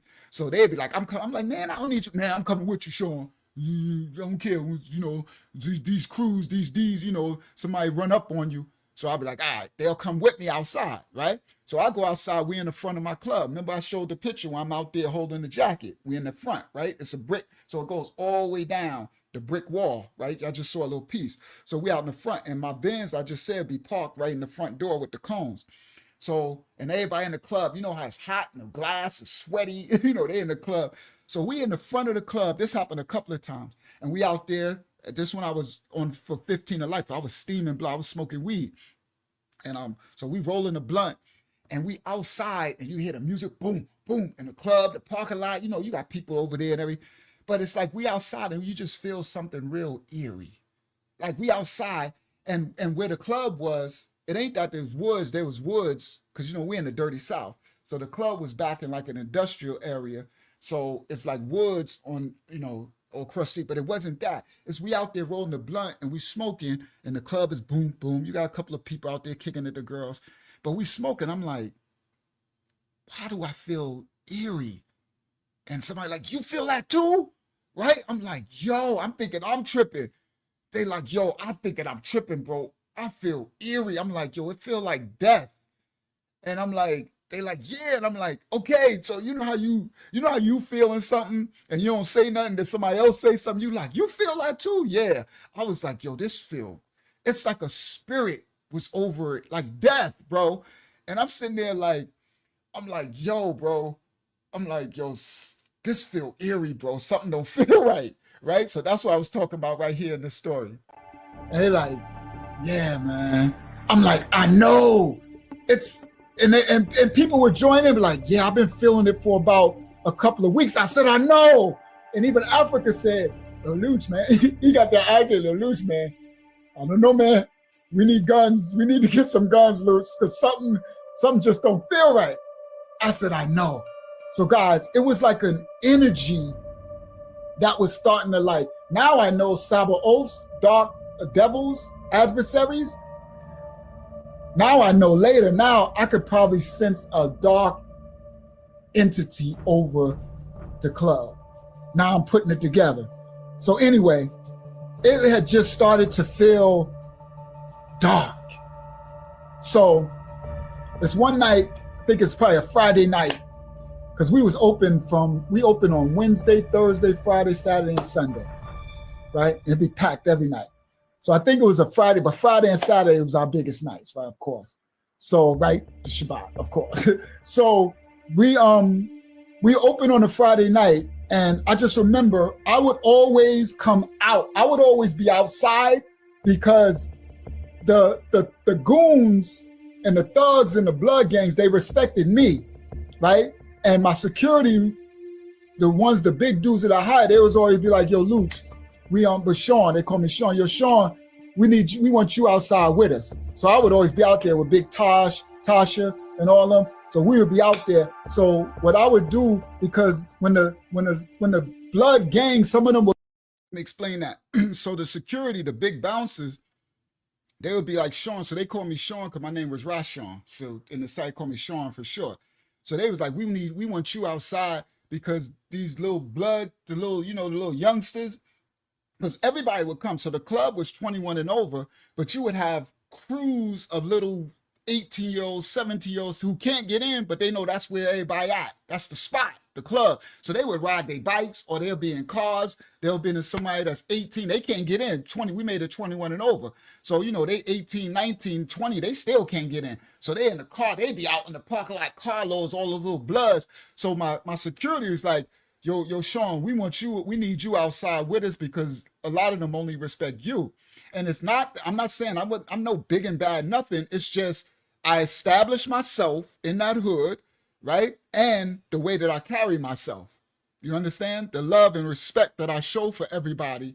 You know what I mean? It was just a respect thing. You know what I mean? I had to put it in because coming from out of town in New York, you're an outsider and they don't like it. And I'm coming into this poor ghetto hood and I got all this money and these houses and these cars. I had to put it in. And they got some serious killers. Like these dudes, like I got a story. I ain't tell that story yet. I got a story of Gus. Oh my, the devil himself, bro. When I tell this story, I've been saving it. I ain't never tell y'all the story of Gus.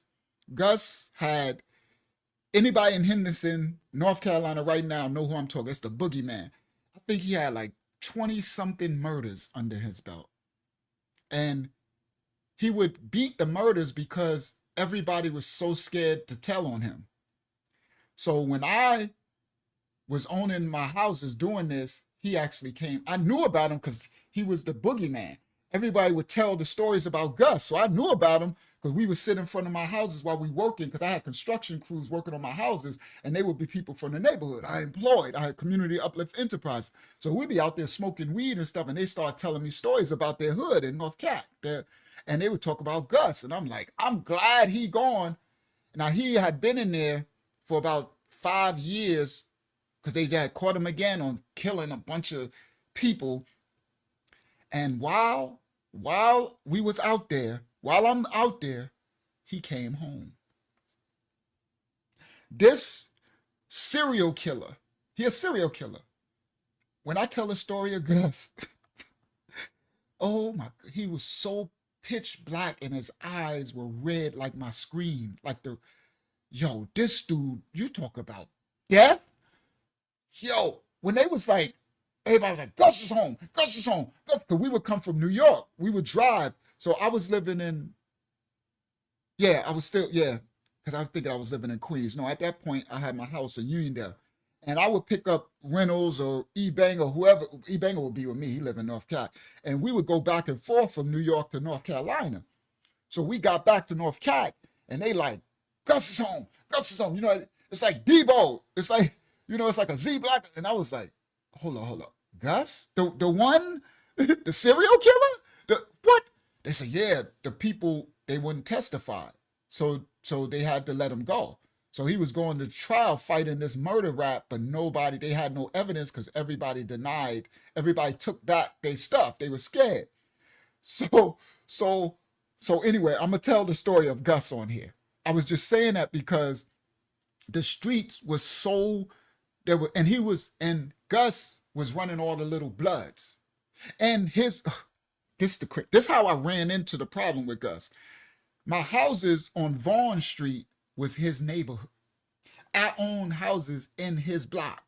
But when I bought the house, I ain't know nobody, and I didn't know he was. So when I came home, the people on Vaughn Street, as we fixing those houses, they're like, this is Gus' block. Man, his whole neighborhood, all the little Bloods around there work for him. And so he, from jail, sent messages out, thought I was trying to, this New York dude was trying to move into his block and set up drugs. And I was trying to tell little Bloods, no, tell him in jail, I don't sell drugs. Tell him I just own these houses. I don't sell drugs, which I didn't. I don't do none of this. I'm legit. I don't want no heat, right? I just own these 2 houses on this block, right? I own Lamb Street, right? That's my, nobody think, I'm glad nobody owned that, no kingpins or something. But, so, they sent that message to him back in jail and stuff and all that. But he would always send them through. So we would be out there and you'll see these cars, them get out, and I'll tell a story. That's more stories y'all gotta learn. So anyway, this fool came home. He came home from jail. Yo. Now, I'm a man who stand up for my own, right? I'll die for mine, all that. And back then I was a lot more reckless than I am now, of course. But I'm not a fool. I'm not somebody who gonna sit up here and lie to you and be like, this serial killer is home and I know he's coming for me. I know it. I know. I was like, no. Like my heart sank in my chest. I was like, he home. Everybody was scared. The whole hood. Yo, they start buying guns and the rival blood sets and all that. They buying up guns. Like the gun sales went up. It was like Gus is home. Gun sales went up by 1,000%. Everybody in Henderson, North Carolina, if you want anybody y'all know somebody in Henderson, this areas, ask them about it. Y'all know what I'm talking about. Truth to power here. So anyway, I was just saying that because I'm giving y'all the foundation of how dangerous this hood, these ghettos is where I'm at. So the bouncers was like, we need you outside because these little young Bloods, they really only respect you, Sean, because I own all these houses in their neighborhoods and stuff, and I'm going through all hoods because I had to establish myself. Right? Since I'm here and I own these houses, I'm going to be here and I own my clothing store. I had to start because they ain't about to run up in my clothing store and shoot us all up and rob the store. Nah. So I told E-Banger and all the others to take me to every project. Reynolds did too. I'll give Africa too. But little Hempstead goons is no joke. Hempstead, shout out to Hempstead. We are a fool. New York City got some fools, boy. When you're a thug from New York, you go anywhere. You don't have no fear. It's just what it is. That's why a lot of people don't like us. So we be in everybody. We like roaches from New York. We be in everybody neighborhood. Now we we go OT and be in everybody project. So I told the thugs, I said, take me. And E-Banger was even scared. E-Banger was like, yo, Luch. Because he called me Luch from New York was calling me Luch back then, but the South called me. E-Bang was like, yo, Luch, we can't go to what's the name projects. We can't go. I said, I'm going in. Listen, Justo. I said, take me to every project. First of all, that's why I told him, Justo, take me to the worst project. So I said, yo, Swift, I said, first things first, because I got to establish myself, Swift. I can't be there driving my Escalade Benzes. They know I got this houses. They know I got this clothes store. They're going to come in and rob, lay me down, shoot me, kill me, Nah, I got to establish myself. Otherwise, I need to just stay home in New York. I'm in the hoodie hood. This the hoodie hood, bro. These dudes, they walking around. I see it. So I told them, take me to the worst project. I think it's called Bethel Homes or Bethel something, and then the other one on Flint Hill. So it was two. So the worst hood was a hood called Flint Hill. They were the Goonie Goons, Swift. They was the blood set that was the like terrorizing every blood set. They were Flint Hill. They established themselves as the king terrorists of the thugs, right? And they little goons, one of the littlest goons had ran up on me. A little fly, funny dude. He had a big donk, a big car with 20. This is my first time seeing 26s. I think 26s had dropped. This before, because I had 24s when they first dropped. I think 26s came out. And he had this old school car with 26. It looked out and up in the air. It's the first time seeing. And I'm like, yo, that look fly. And they do the interior. They do the old school cars up. Oh, and he pulled up on me. I was out there with my ex, my baby mama, Christy, and her whole family was a family of girls. And they were pretty black girls, a whole family of them. Like 20 girls in the family, like thing. So their house always got dudes driving towards the house, and they knew Sean, so he pulled up, the little thug from Flint Hill, and everybody scared him because he was like 20, 21, 20, something like that, and little pretty boy, but he was like a loose cannon, you know what I mean? Where everybody, he popping off on anything, right? He killing anything that move, but he funny, he always be laughing, and wears gold and got his little frames on, his little, right? He fly. So he ran up on me, and so I came off the porch because I knew how dangerous he was. So Swift, I made sure that they let me know the dangerous hoods. This what I did. I need to find out all the dangerous hoods, the dangerous youngsters, the dangerous old timers, who run every set, I need to know everything. Otherwise, I'm not about to be in this hood. I don't go in nobody's hood. I don't know where I'm at. I ain't no foolio. Nah, I need to know everything. Otherwise, I'm staying in New York.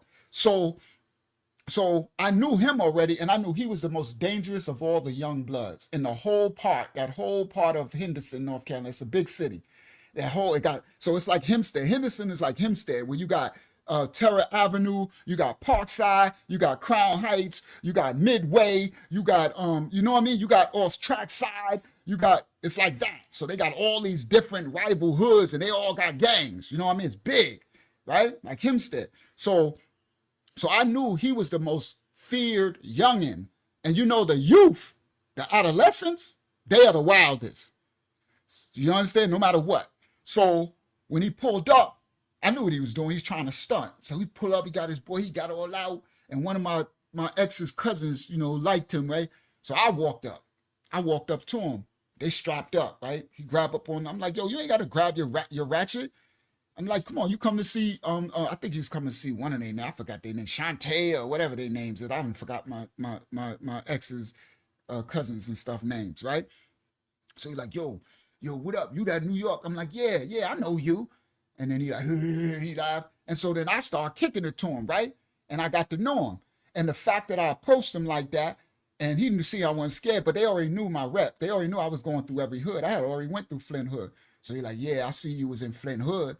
I'm like, yeah, I know you run it. I know who you is. I know. So we got to respect me and the little crazy dude. So that become my little homie. So I might be driving through North Cap and we'll pull into a store, right? You pull into a little bodega or something, right? And that stuff dangerous, right? And they'll pull up. So I come out and there'll be a car and them pulling up. And I'll come out and I'm like, and at that point I wasn't strapped. So I didn't have no guns. That's why I said in the story, I said, Africa said, we need to get us some guns. Because I didn't have no guns. I was doing this with no guns because I'm on trial for 15 to life at this point. No, that earlier part, did I come down there with 15 to life? No, I was there. Yeah, no. So this part I'm telling is before I got the 15 to life. But I didn't have no guns because I didn't, I'm in the South. I wasn't trying to get caught up with no gun right there. You know what I mean? If, I can handle myself even without it. It's your energies. I can handle myself. So I ain't have no guns right there. My guns was back up in New York. I ain't have none down there. We ain't even buy none yet. So I did my time for any crime committed that I'm speaking of. It's past tense. So I'm out there and he be like, yo, what up? What up, Sean? I'll be like, what up? He's like, you slipping. We got the drop on you. I'm like, man, shut up, boy. You know I ain't coming for no smoke. Yo, I heard you opening a club. Or when you let me rent one of those houses. Let me rent a house from you. You ain't get one of my houses. So what? You gonna make it a trap house? I'm like, no. Stay on Flint Hill. That's how I treat her.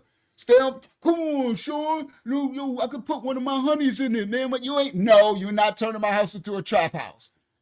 So that's how I would treat them, right? Like an elder, like an OG. You know what I mean?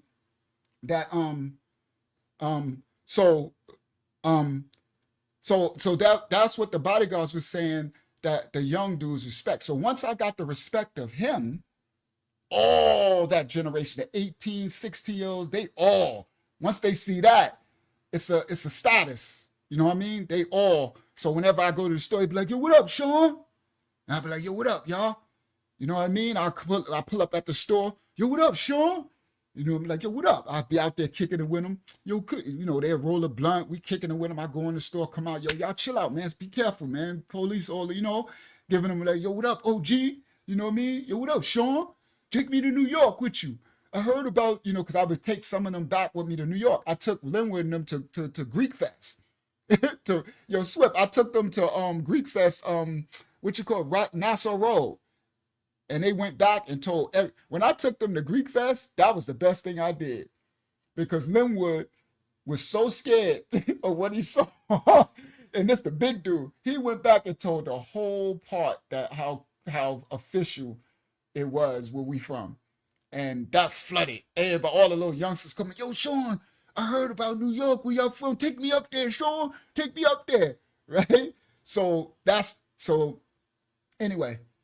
I'll be trying to make a long story short and I'm making a long story longer. It's so funny. I'm like, yeah, this is going to be a nice little short story and everything, but more fruit. Right? I guess it is what it is, right? I ain't see y'all in a long time, right?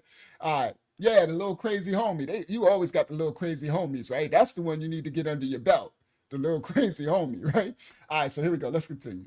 Come up, they would be trying to sneak their young boys in. But some of the security was scared.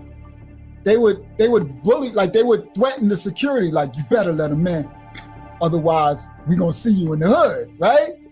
So I'm like, cause some of the big, so the thugs, the young boys, they know they can't get in. So when I'm not outside, they would run up on the security swift, and they would be like, pull out guns and be like, you better let them in. You better let us in, right? You better let them in, right? Because I'm in the club. And they be like, if you don't, when we see you in the hood, we going to shoot up. we gonna unalive you, right? So they was threatening the security. It was crazy, bro. So the security's like, Sean, you need to be outside. Otherwise, we ain't working here. Because it was that out of control. And like they don't, they respect you, right? Because I'll be like, so it was like crazy, bro. Debo thugs that I hired, they started quitting. And one of this big dangerous thing, he came to me and he said, this is my last week. So I'm like, yo, what? I'm paying you good. I want me to pay. He said, nah. He said, it's not worth it. I said, why? He said, because it's just a matter of time before one of these young boys set it on me. He said, and I understand that because the hood goes where you get respect, but it's just a matter of time before somebody don't care, right? Mm-hmm. So now this story was very interesting because the security guard I'm talking about was the biggest dude this dude. I mean, this dude was so big, just naturally like a Nephilim, bro. And he was very respected. He wasn't a thug to carry. Nobody messed with this dude. So that's how I found him, because one of Tasha, I think Tasha found him. She was like, you need to get, I forgot his name, because nobody messes with him, right? and he carried himself as like an OG, not a thug, not that he go, he been to prison, he got a job, right? And I made him like, I'm gonna make you head of security. And he took the job. He was so big, bro. He's probably like 6'8", probably like 350, all country bone muscle, like country boy, just not even working out muscle, like big, right? So yeah, somebody always gonna try you. So that was him. He said he worked there for about 2 weeks, and I was outside, and he said, "This is gonna be my last week." And I'm like, "Why?" And he said, "Because, man, he knew it. He could. I guess now looking back, he could feel the spirit of death as well." And he was like, "It's not worth it." Meaning the money is not worth it. You know what I mean? This $200. I paid him double what I was paying everybody else. Everybody else was getting $100, right? I'm like, just for a couple of hours. You know what I mean? He getting 200, and he was like, "It's not worth it." And I could do nothing but respect him. He was like, "It's just a matter of time for one of these you crazy little young boys try me." You know what I mean? And he was like, "They can even just spray me while I'm standing at the door."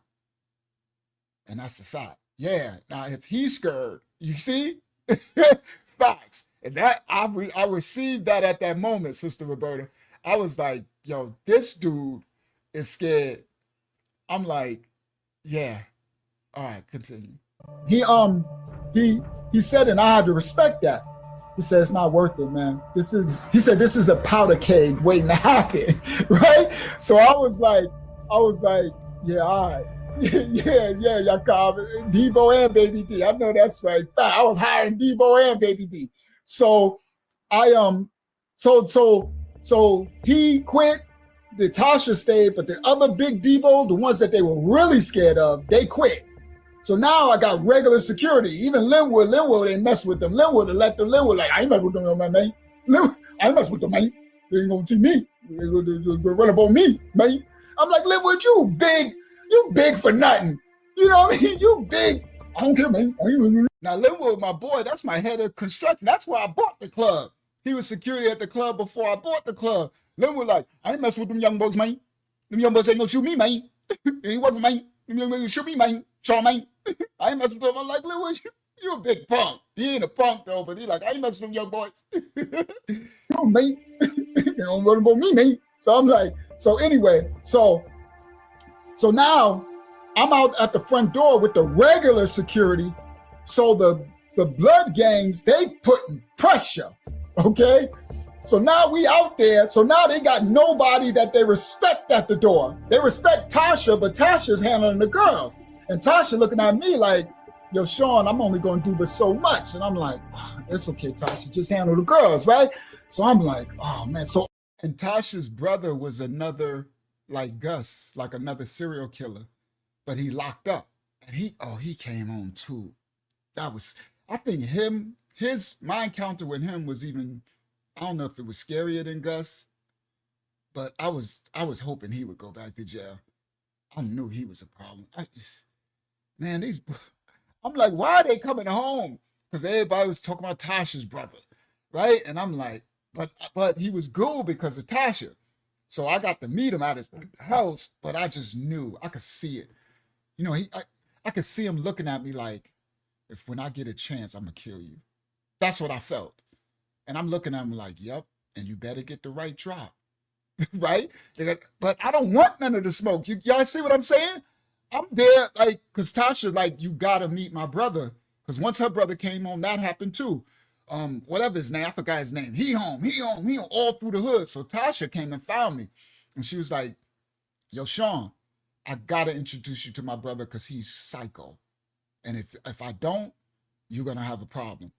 And I said, "Well, good, because I know about it, and I know he's gonna be a problem. I know who he is." "Oh, they told you?" "Yeah, I know who he is." So she set it up where she called me to the house.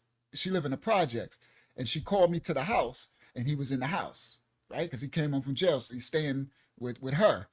And I got in there, and then she said, "This is Sean," and he had already heard this New York City dude with all these houses. They probably think, well, I was a millionaire at that time, but it was all in my houses and stuff. right? And any cash money I had was in New York. I ain't got no money. Like my cash was stashed in my house in New York. So you gonna come to New York to get it and be my guest. But so you know, I knew he had already did the research on me, and so when Tasha was like introducing us, she was like, "This is my brother." She's talking about me, so she's talking about you, my brother, and he, my brother, right? She's like, she's calling him. He is off guard. He looking at me. You hear me? And he like looking like whatever. And he look now as she's talking back and forth. Me and him is looking at one another, and I see all in his eyes. He don't care what she's saying. You see? I'm looking at him and he looking at me like, yep, the minute I get a drop on you, you food, you dead. And I'm looking at him like, I see everything you saying with your eyes and bring it. Facts, facts. I don't want it, but I'm about it. You get it? You ain't about to. So I'm like, I know this is a problem. You heard? And that's it. I'm going, right? You ain't, it's either you going to kill or be killed. That's why I'm so glad I'm out of the hood, the ghetto. You know, I'm out of this life. You know what I mean? So she did all that, and she thinking it's all good. None of that good. And she, yeah, he sized me up all up and down, and I'm letting him, showing him with my energy. I ain't scared of you. I know exactly who you is, and I'm really sharp.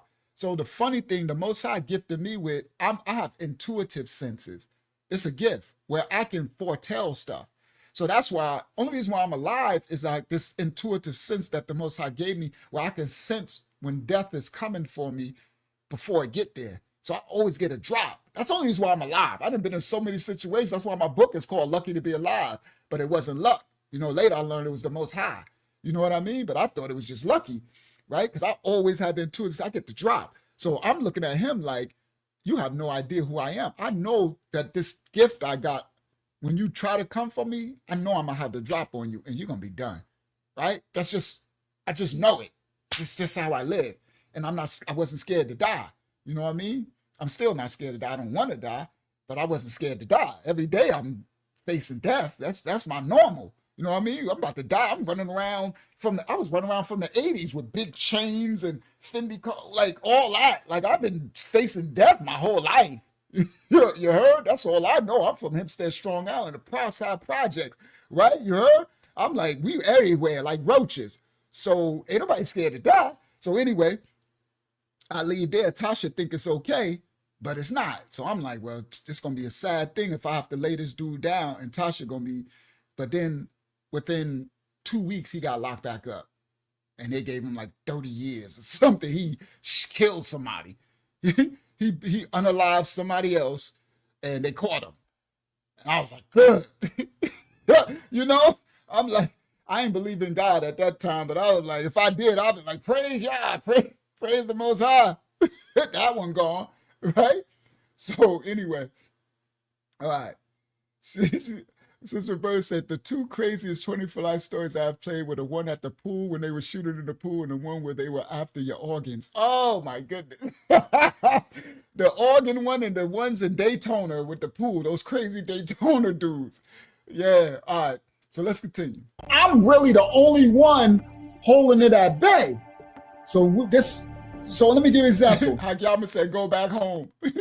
Tell that dude to go back to his jail home, right? Go back home. Leave us. We out in the street. We trying to be civilized. Take that crazy stuff back to prison. She said, go back home. Tell him go back home. We out there at night, right?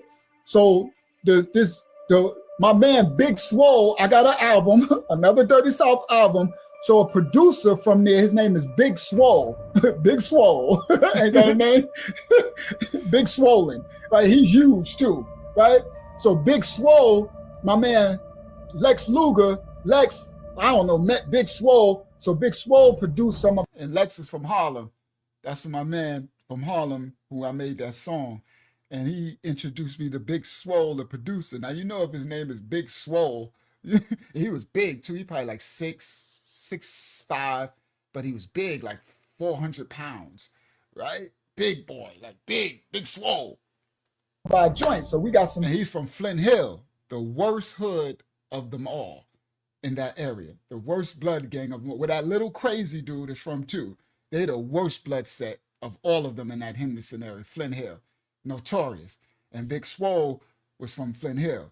And Lex Luger introduced me to Swole because Swole produced music. And so I got Swole tracks. I made some of my songs from that album, those albums Swole produced.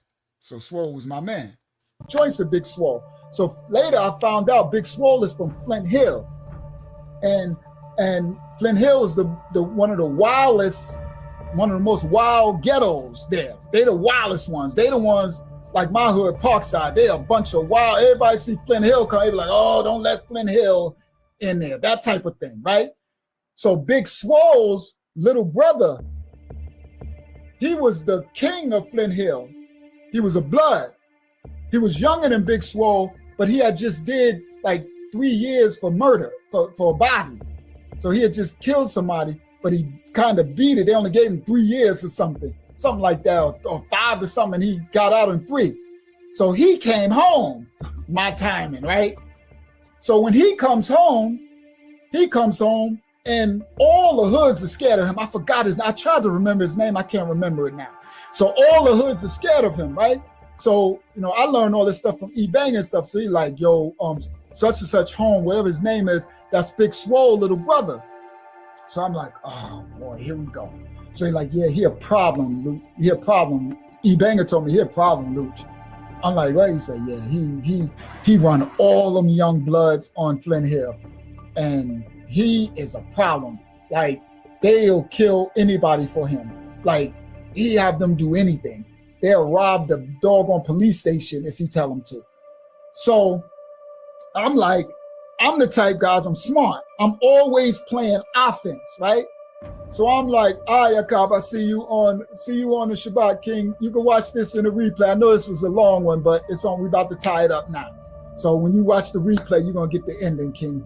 All right. So I'm like, I'm always playing offense, guys. So I'm thinking like, okay, I need to meet this. He's a problem. I need to meet him. So I told Lex, hit up Swole. So I hit up Swole. We get Swole on phone. I said, Swole, what's good? He's like, yo, I'm like, yo, your little brother home, right? He's like, yeah. I said, I need you to set up a meeting. And Swole was like, yeah, I think that's good, Sean. He said, because my brother's wild and I can't really stop him. And he already know that you the man. Everybody know this New York, so he came home like, who this New York nigga, pardon my language, who this New York nigga that's down here running everything, the one that owned the palace. He said, I told him that you my man, but it'd be better for you to meet him. So Swole set it up. So I went on Flint Hill. So I pull up, right? Pull up in the Benz, me and Donzel, Africa, whatever. We pull up. Donzel got on all this old fake, like all this fake, like he a multi-millionaire. That's gonna come out later, a story about that. So I pull up. So when I pull up, the first thing I see, it's like 50 of all these little dudes. They got cars, these big donks with the big rims, and they got everybody wearing red bandanas and hanging from their pockets. This is Blood City. They got bandanas wrapped around the trees, bandanas hanging from the branches in the trees. I'm just like, dang, it's like I drove into Bloodville. So I'm like, oh my goodness. I'm like, he got these little boys on go. So I pull up, right? So he like a king. He's sitting in a chair. They all out porching. They hustling, making women all around, girls sitting on both sides of him. I'm like, this is like a king, right? So I pull up. So you gotta put your front on. You gotta put your stunt on, right? It's all about stunting, right? It's real, but I still got an extra stunt, right? So I gotta pull the Benz up, right? I gotta pull it right up in the front. Now remember, guys, this is the time most people in the South and all that, they don't got these big, expensive $70,000 cars. They got old school with they hook up and they putting donks and Chevys and they putting the 20 big rims on it and stuff. But I got a 70,000. They ain't rocking Benzes and Bentleys and that's me. I'm coming through with a big Escalade with the 24s. This one 24s is the biggest rims. So I'm bringing that New York. You know what I mean? So I pull my car right in the middle and stop it, park. I don't park. I like park it. Like I'm doing all this aggressive stuff. I'm doing it willfully, smart, right? I'm playing chess. So I pull the car up and I don't even like pull in the pocket. So I pop the door and I get out. So I get out with the screw face, you know, I got my stuff on. I'm dressing fly. I was fly. So I walk up. So I'm like, yo, Swole, what up? Cause I see Big Swole on the porch.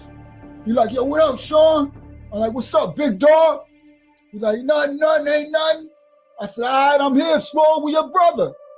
He's like, that's him right there. I knew who he was, but I'm acting like I don't know. Cause I could see him looking like a king. He had girls sitting on his lap and sitting. I'm like, he like a king. So I pull up. So he like, yo, what up? So I'm like, yo, what up, man? I forgot his name. I wish I could remember his name. So then he stood up. When he stood up, I'm like, damn, tall. He's a big dude. Cause Swole is big. So I'm 6'1", he's about 6'4", right? So I'm like tall, big. He on these big Timberlands, loose with no shoestring. Like he was like a wild boy. So I'm like, what up? So yo, what up, man? So I'm like, all right, I heard you just came home. He's like, yeah, you know, little something, beat that body. I beat another body. You know what I mean? I'm like, oh, this dude is so gangster. You know what I mean? I'm like, he one of them dudes that's so gangster, right? So I'm like, all right. So that's what's up, Charles Coleman. So I'm like, you know what I mean? I'm stunting, right? On purpose, right? So I'm letting them know I'm not scared, right? He got all his little goons around, right? I got my stuff on, you know, my car there. So I'm like, so he's like, yeah, man. So he said, I heard you, you know what I mean? You down here getting it.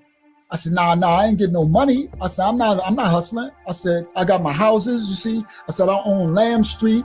I said, I own the whole Lamb Street I own. I got a couple of houses on Vaughn, and I got the big house on Andrews. I said, you seen the big, he said, yeah, that big, pretty light blue joint, right?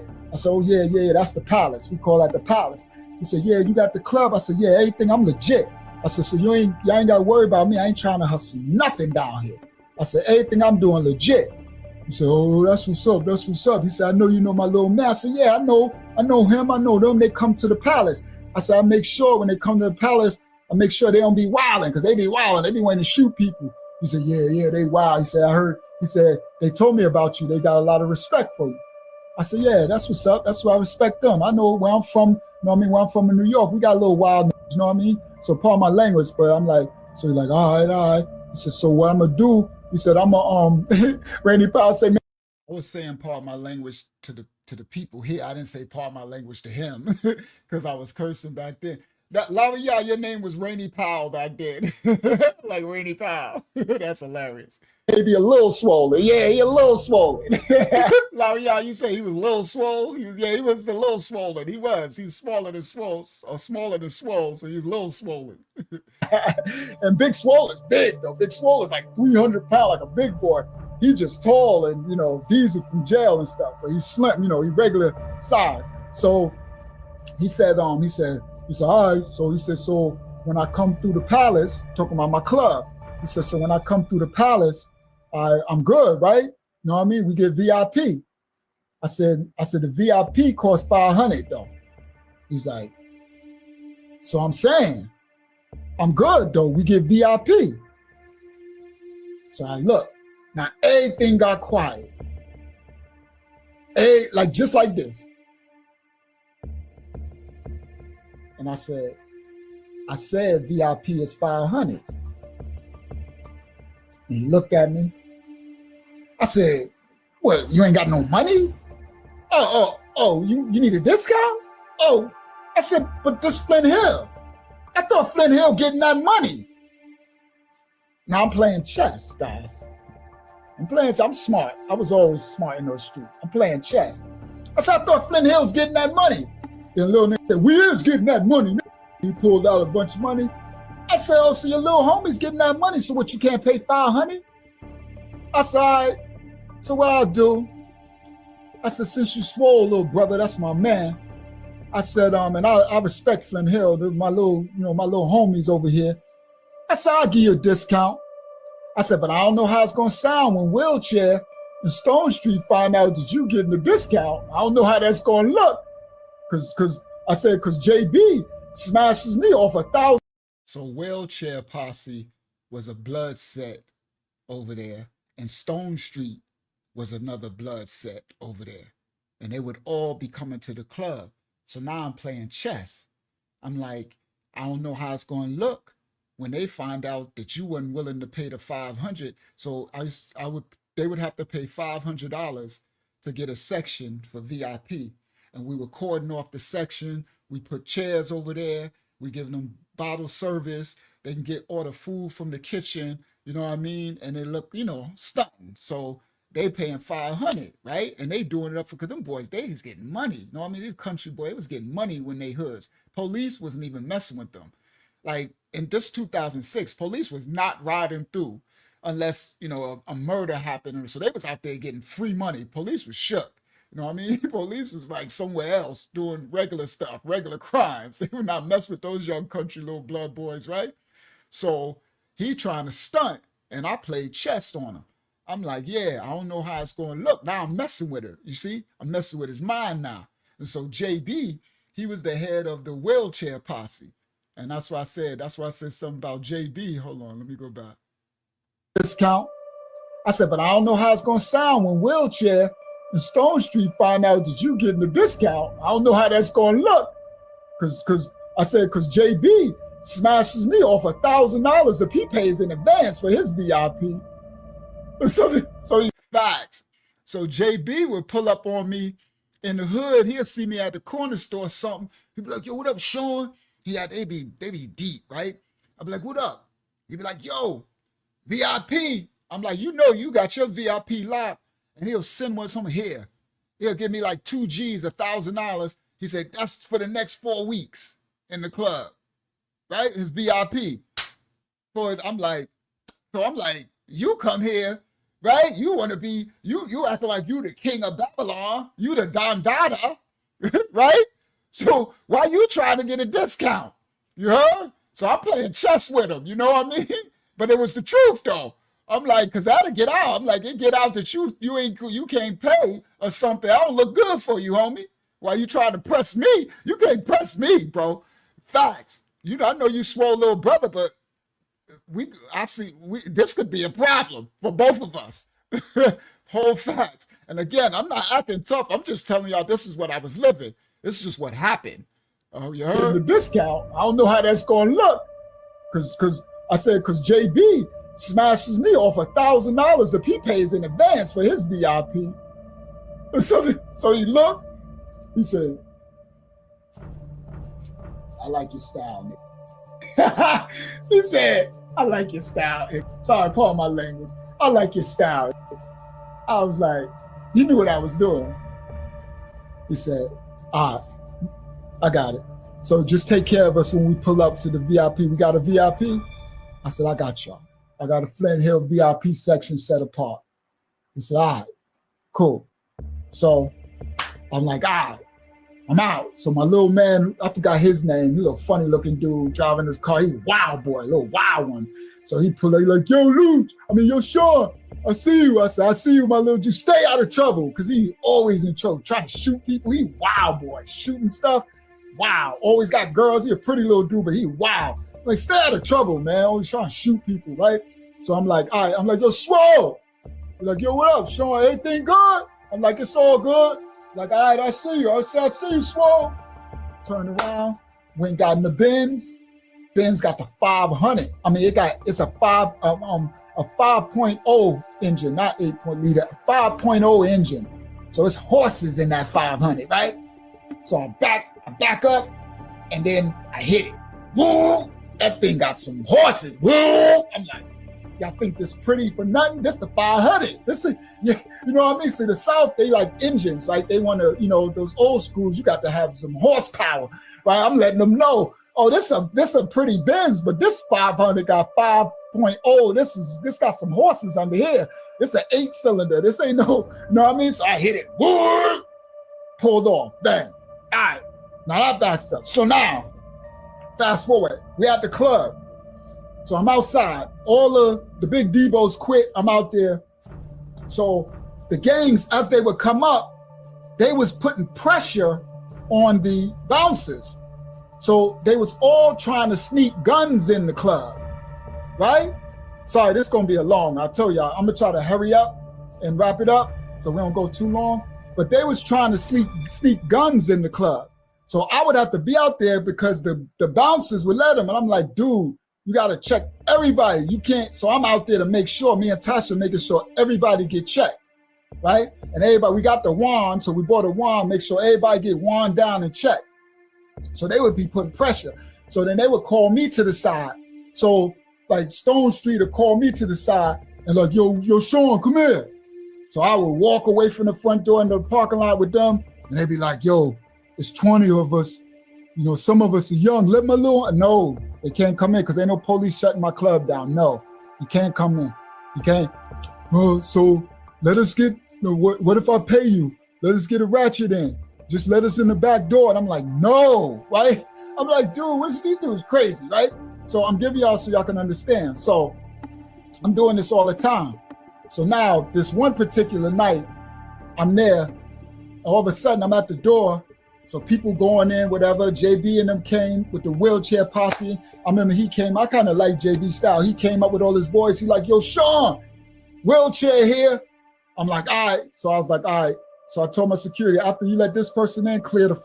Their name is Wheelchair Posse because their motto is you F around with us, you're going to be in a wheelchair type thing, right? That's just what it was. Of course, not promoting it, just real life testimony of sin and trial and tribulation and how I survived. And now I'm a man of the Most High teaching the children, don't be in this, don't follow this lifestyle. It's not okay. Front. So we cleared, everybody, sorry guys, he paid VIP, cleared the line, and then he come about 20 of them deep. So I'm like, he come up, I like JB style. He come up, he's a big, he remind me of Biggie Smalls. He looked like Biggie Smalls, dark skin and big, just like Biggie. That's what he remind me of, just so y'all can have a vision. So he come up, he got big chains on and all that. So he come up, he like, all right, Sean, we good? I'm like, you good? Your VR, everything straight. So he paid, I like JB, he was cool. He like, wheelchair, let's go. So they go in, right? Bang. So I'm out there, they went in, whatever, then the line get back. So now I want y'all to know this parking lot is full. I'm talking about, so the line in front of the front door, it's got like hundreds and hundreds of people. The line is going all the way down the brick wall. Then you got a gang of people. So you got all the cars. You got people that ain't even trying to come in the club. You got the youngsters who can't get it. They trying to kick at the girl, smoking, get this way. They're in the woods. So you got woods on front, woods on this side. You got woods to the right, woods over there, and then all the way down the end, right? Because you got to go past the club. Then it was another strip. It's like a strip mall thing. And then there's more woods down there. So the parking lot is huge. It could hold like maybe 500, 600, 700 cars. So this is thousands of people in the parking lot. So that's what I'm saying. So when he said, wheelchair, let's go, they all come. And then the crowd moves so he can get the front door. They move because he paying VIP. So security got to move them and they come in. Just so y'all can have the understand the visual. Then I remember somebody was some young dude came. He's like, "Yo, what's the name? Want you?" It was Big Swole's brother, little brother. I forgot his name. So I'm like, "All right, give me a second." So I went over there. So he was on the grass. So I went over there. So I'm like, "Yo, what up?" But he looked like he ready to rob something. You know how they dress? He was dressed like he's ready to do a robbery. You know what I mean? I'm like, he was not dressed like he was ready to come in the club, right? So to the like Roberta said, so it's because it was in the back of it. It was in the club was actually in an industrial area. It's just where it was, right? That's just because the South got a lot of woods and stuff. So it's just the way it was. So so Swole brother was to the right, and right to the right it was woods. So in the club, the front door is right here where I was standing in front of the front door. It's a short, like 10 steps, and you're at the end. The most of the club go that way and back, right? So where the front door is, you got 10 steps to the right, and you're at the end of the building. And it's woods right there. Those woods are right there. And then the parking lot, everything is to the left. So little Swole little brother, the one who I ran up with Friend Hill, he was right here on the so when you come to the end of the parking lot where the door is to the right, where the building ends, then it goes, it's like a hill of grass, and it goes up to go into the woods. So he was standing up on the hill, right where it goes to the woods. He was just standing there. So hold on. So that's the part that I'm telling right here. He was dressed like he's ready to do a robbery. You know what I mean? So I'm like, yo, what up? But he looked like your VR, everything straight. So he paid. I like some young dude came. He's like, yo, what's the name wants you? It was Big Swole's brother, little brother. I forgot his name. So I'm like, all right, give me a second. So I went over there. So he was on the grass. So I went over there. So I'm like, yo, what up? But he looked like he ready to rob something. You know how they dress? He was dressed like he's ready to do a robbery. You know what I mean? I'm like, he was not dressed like he was ready to come in the club, right? So so I said, yo, what up, big dog? He's like, yo, what up, Sean? He said, yo, I said, you coming in? He said, nah, I ain't going in. I said, you ain't going in? He said, nah, I just want to get my little mans in. He was like, this one not old enough, this one not old enough, this one, you know what I mean? They like 17, or you gotta be 21 to get in the club. They like 18, and I'm like, nah, they can't get in. Come on, man, you ain't gonna do that for me? I'm like, they can't get in. I'm like, I can let you in. You got your VIP. I can't let them in, my G. I'm not losing my club. This is my last money. My club is my last money. I lose this, I lose. Nah, that's why I left New York from. So, you know what I mean? We kind of had a little standoff. Yeah, I was saying that's my last money because I was going to trial for 15 to life, and all my money was locked up. All like, if I lose this income, I got no income. And that mean I need to go back to, and I'm fighting 15 to life. I'm trying to get them to reduce it. So it's like, nah, I'm not losing my club, bro. And I ain't scared of you, bro. So yeah, because that's what they about, Roberta. The hood is about pressure. It's about, it's nasty, bro. That's why I'm like, the ghetto is nasty, bro. It's about destruction. It's not about building one another up, right? It's all about looking for weakness in areas to exploit, to try to destroy one another. It's the sin, bro. It's disgusting, bro. And I knew what it was. He knew what it was. Nah, they ain't getting in my club, bro. I'm not losing this. Because guys, honestly, if I lose this, I lose everything. So then I might as well be willing to die for it. You understand? That was my mindset. Because if I lose this income, the only thing I got left is to go back hustling. To either hustle here or go back to New York and hustle. And I'm already facing 15 life. I'm done. My life is over. You understand? I'm like, so no. He's like, all right, man, you be fronting sometime. Like, it is what it is, man. So now I'm looking at him. I'm like, I already know I'm gonna have beef with this dude. I can see it coming. I'm like, crap, it sucks because this is Big Swole's little brother and I like Swole, but I'm like, I'm gonna have to clap this dude because he's gonna try me. I could feel it. He looking at me, he think he a pretty boy. The chicks like me, he want to be the big dog, but he ain't got no money like me. You know what I mean? So I'm like, I'm from out of town. I'm like, I'm gonna have to clap this dude. I can see it. All right, whatever. So we finish, whatever. We go on, they come in, he end up coming in the club. So when I was in the club, I'd be on the top of the DJ booth. That's why I showed the top, and I'd be looking down over the club. So I watch everything from the top to see, because I'm watching the different gangs and crews to make sure don't no beef set off. You know what I mean? So anyway, now that night is over with. We end that night. That night, I felt like this is a powder keg. Something is gonna happen.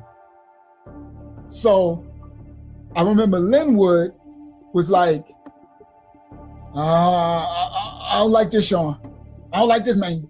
I don't like this, man. Something gonna happen, man. Something gonna happen, man. So I'm like, Linwood, I'm like, I feel you. He's like, I'm not gonna work here, Sean. I'm not gonna work here, Sean. Something gonna happen, man. So I was like, he said, let me hire some police. So I said, what? He said, I know undercover police off duty that in Raleigh, in the big clubs in Raleigh, he said, because Linwood used to bounce, he was a bouncer. So he said the big clubs in Raleigh, he said they hire the off-duty police that are off-duty. It's like a side job. So he said, I know the one who, the captain of them who run all the off-duty police. He said, so let me set up a meeting and introduce you. We need police at the door. And I said, you're right. He was right. He said, the only thing that's going to stop these gangs from something happening is we need the police at the door. We need Linwood was right. So Linwood knew, and I knew what he was talking about because I went to the club. Me, Jody, I wish Jody was here. Me, Jody, Corey, the Hawaiian. Y'all remember my story on the channel about my Hawaiian ex? Me, her, we all went to the club in Raleigh. Raleigh is the big city, Raleigh, North Carolina, right? Wake Forest and NC State and St. Augustine, all the colleges, right? So they got the big club. And we went and they got police and they had these black police officers. They like goon squad. It reminded me of the goon squad in New York State prisons and stuff, right? They remind me of, and they don't play. So I knew what Linwood was talking about because I've been to the club in Raleigh and it was crazy. That's when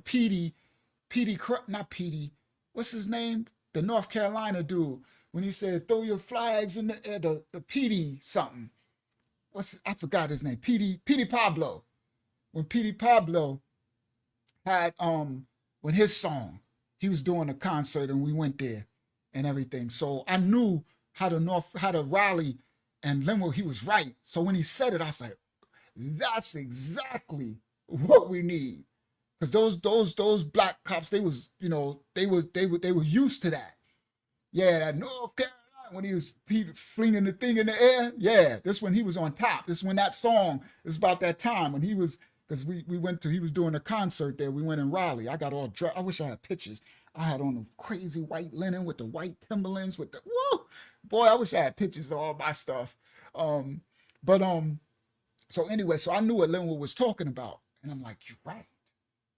And he said he knew the head, the black cop that run that whole security that they do, the off-duty officers do for security. He knew the head who ran it because Linwood he was a bouncer. Linwood was big. He bounced all over in Durham. Linwood took me to Durham. That's why I say Raleigh, Durham. I went to the club in Durham when Durham was the murder capital of the world with all those Bloods. And Linwood, I was in the most craziest places you could imagine, bro. I'm sitting there like, oh my goodness, it's like a whole nother world in the dirty South, right? And I'm there and I'm like, but anyway, so Linwood knew him. All right, let's continue. Police car in the parking lot and we need police. You're right. He was right. He said, the only thing that's going to stop these gangs from something happening is we need the police at the door. We need a police car in the parking lot and we need police doing security. And I said, and he said, these police, they're undercover, they're used to the club, so they bout it. Like they like Rambo. So I was like, black cops. So I was like, set that up. So he set it up. He set it up for a meeting, I think 2 days later. So we went to the club. I opened up the club. Y'all seen how it looked in the daytime when they're open with the tables. So I sat down. The dude came. He was a black with the detective badge. He was dark skinned. He brought two more of his officers with him. They were big, kind of street dudes. And they was like, so we went over, you know what I mean? He told me how much it cost. So I said, I need y'all for my Friday and Saturday nights. The other nights was cool, was chill out. Everybody come, the older people, they just come to party and drink, sports club, watch the sports, drink. We had a restaurant, right? It was chill, easy money. But Friday and Saturday, the thugs, right? So he said, I said, he told me all the stipulations. So I hired him. I'm like, all right. So he's like, we'll be here Friday night. So, all right. So shout out to Sugar Hill. Shout out to Sugar Hill out there And just Strong Island. I don't know if he in Hempstead, his barbershop. He got a barbershop in Freeport. Anybody from Freeport watch this? Roosevelt, Hempstead, goes support Sugar Hill Barbershop. Master Barber. All right. So he said, true talk, Ross. Some people don't understand unity on the set. Facts. So so I had the meeting with the head of security dude, right? Big black dude. He was a big dark-skinned black dude. So we sat down at the table. I showed y'all my club with the tables, and he told me exactly how they work. He told me how much it's gonna cost, how they was gonna set it up, how they run their stuff and everything. And I'm like, cool. He was like, that's smart. He said, these little Henderson boys, he said, they are trouble when they come to Raleigh. He said, the smartest thing you could do was hiring us. I said, I know. He said, I don't know how you kept them in check this long. I said, because they know me. You know what I mean? I had to establish myself when I came down here. He said, oh, all right, that makes sense, because there's no way you can have this club, because the club owner before me, he didn't let nobody thugs in. It was a 25 and up, and it was an adult club, right? It was 25 and up, and you cannot get in. You have to wear hard bottom shoes. You have to have a suit and tie practically to get in. So no thugs. And they had no club, because they would have to go to Raleigh to go to the club, which Raleigh is like a half an hour drive, 20-minute drive from Henderson, right, on the highway. So they would posse up, get on the highway, drive 20 minutes, get to Raleigh. But Raleigh got the big club with them. This is the head of security for the Raleigh clubs, right? So he's like, bro, I don't know how this club is still standing I was like, he was like, well, we got it. We know how to handle them Henderson out. So I was like, yes, I felt good. You know what I mean? I was like, straight. So he's like, we straight. We handle all this. Nobody getting on there, and they know who we are. But when they come to Raleigh, they know who we are. Ain't nothing gonna pop off. So I was like, all right. He said, and we'll have 2 cars. They know who we are. He told me all the stipulations. So I hired them. I'm like, all right. So he's like, we'll be here Friday night. So I was like, straight. So he's like, we straight. We handle all this. Nobody getting on there, and they know who we are. But when they come to Raleigh, they know who we are. Ain't nothing gonna pop off. So I was like, all right. He said, and we'll have 2 cars, 2 cop cars, right on each side of the parking lot, right there. So when they come in, so I was like, straight. Yeah, they was notorious. Right. Good word, daughter of y'all. So Tawana, I didn't know you live in Salisbury, North Carolina. That's what's up, sis.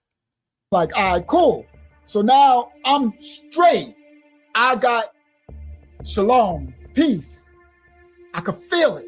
That dark cloud, I felt like, yes.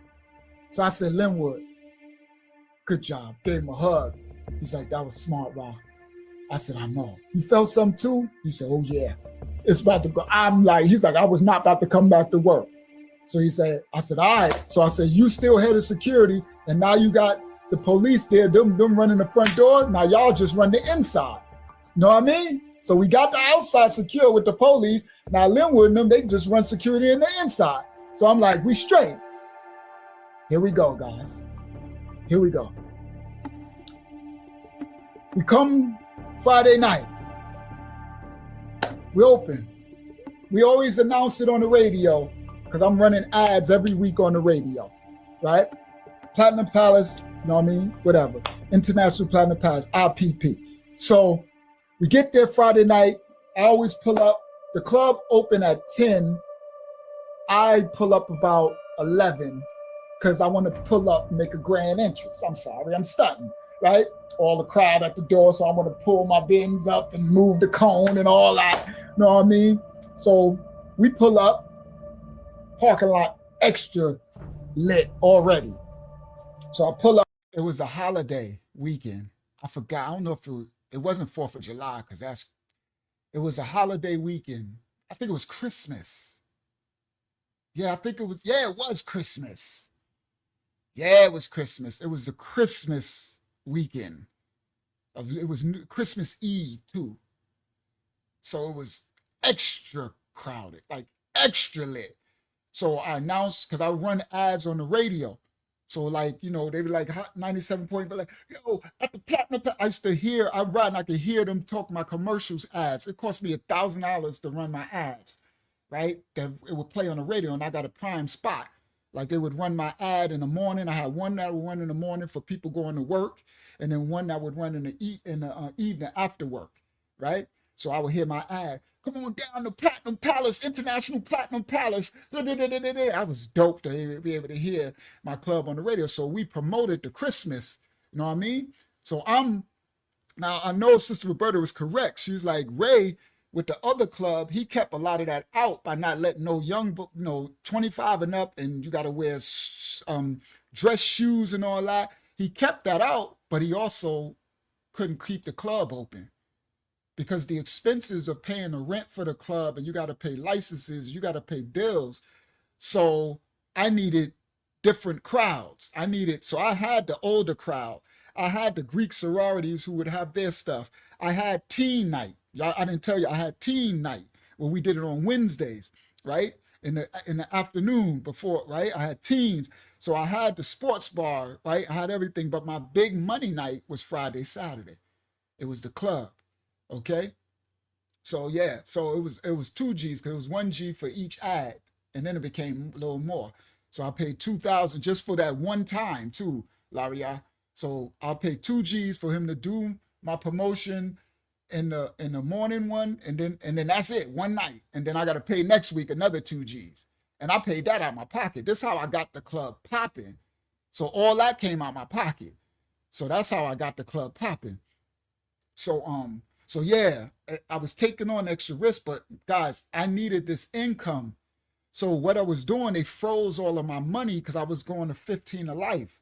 So they froze my money because they was charging me with like a King Blood in New York, right? So I needed this income to keep paying for my trial because they froze all my money, and my rest of my money is in my houses.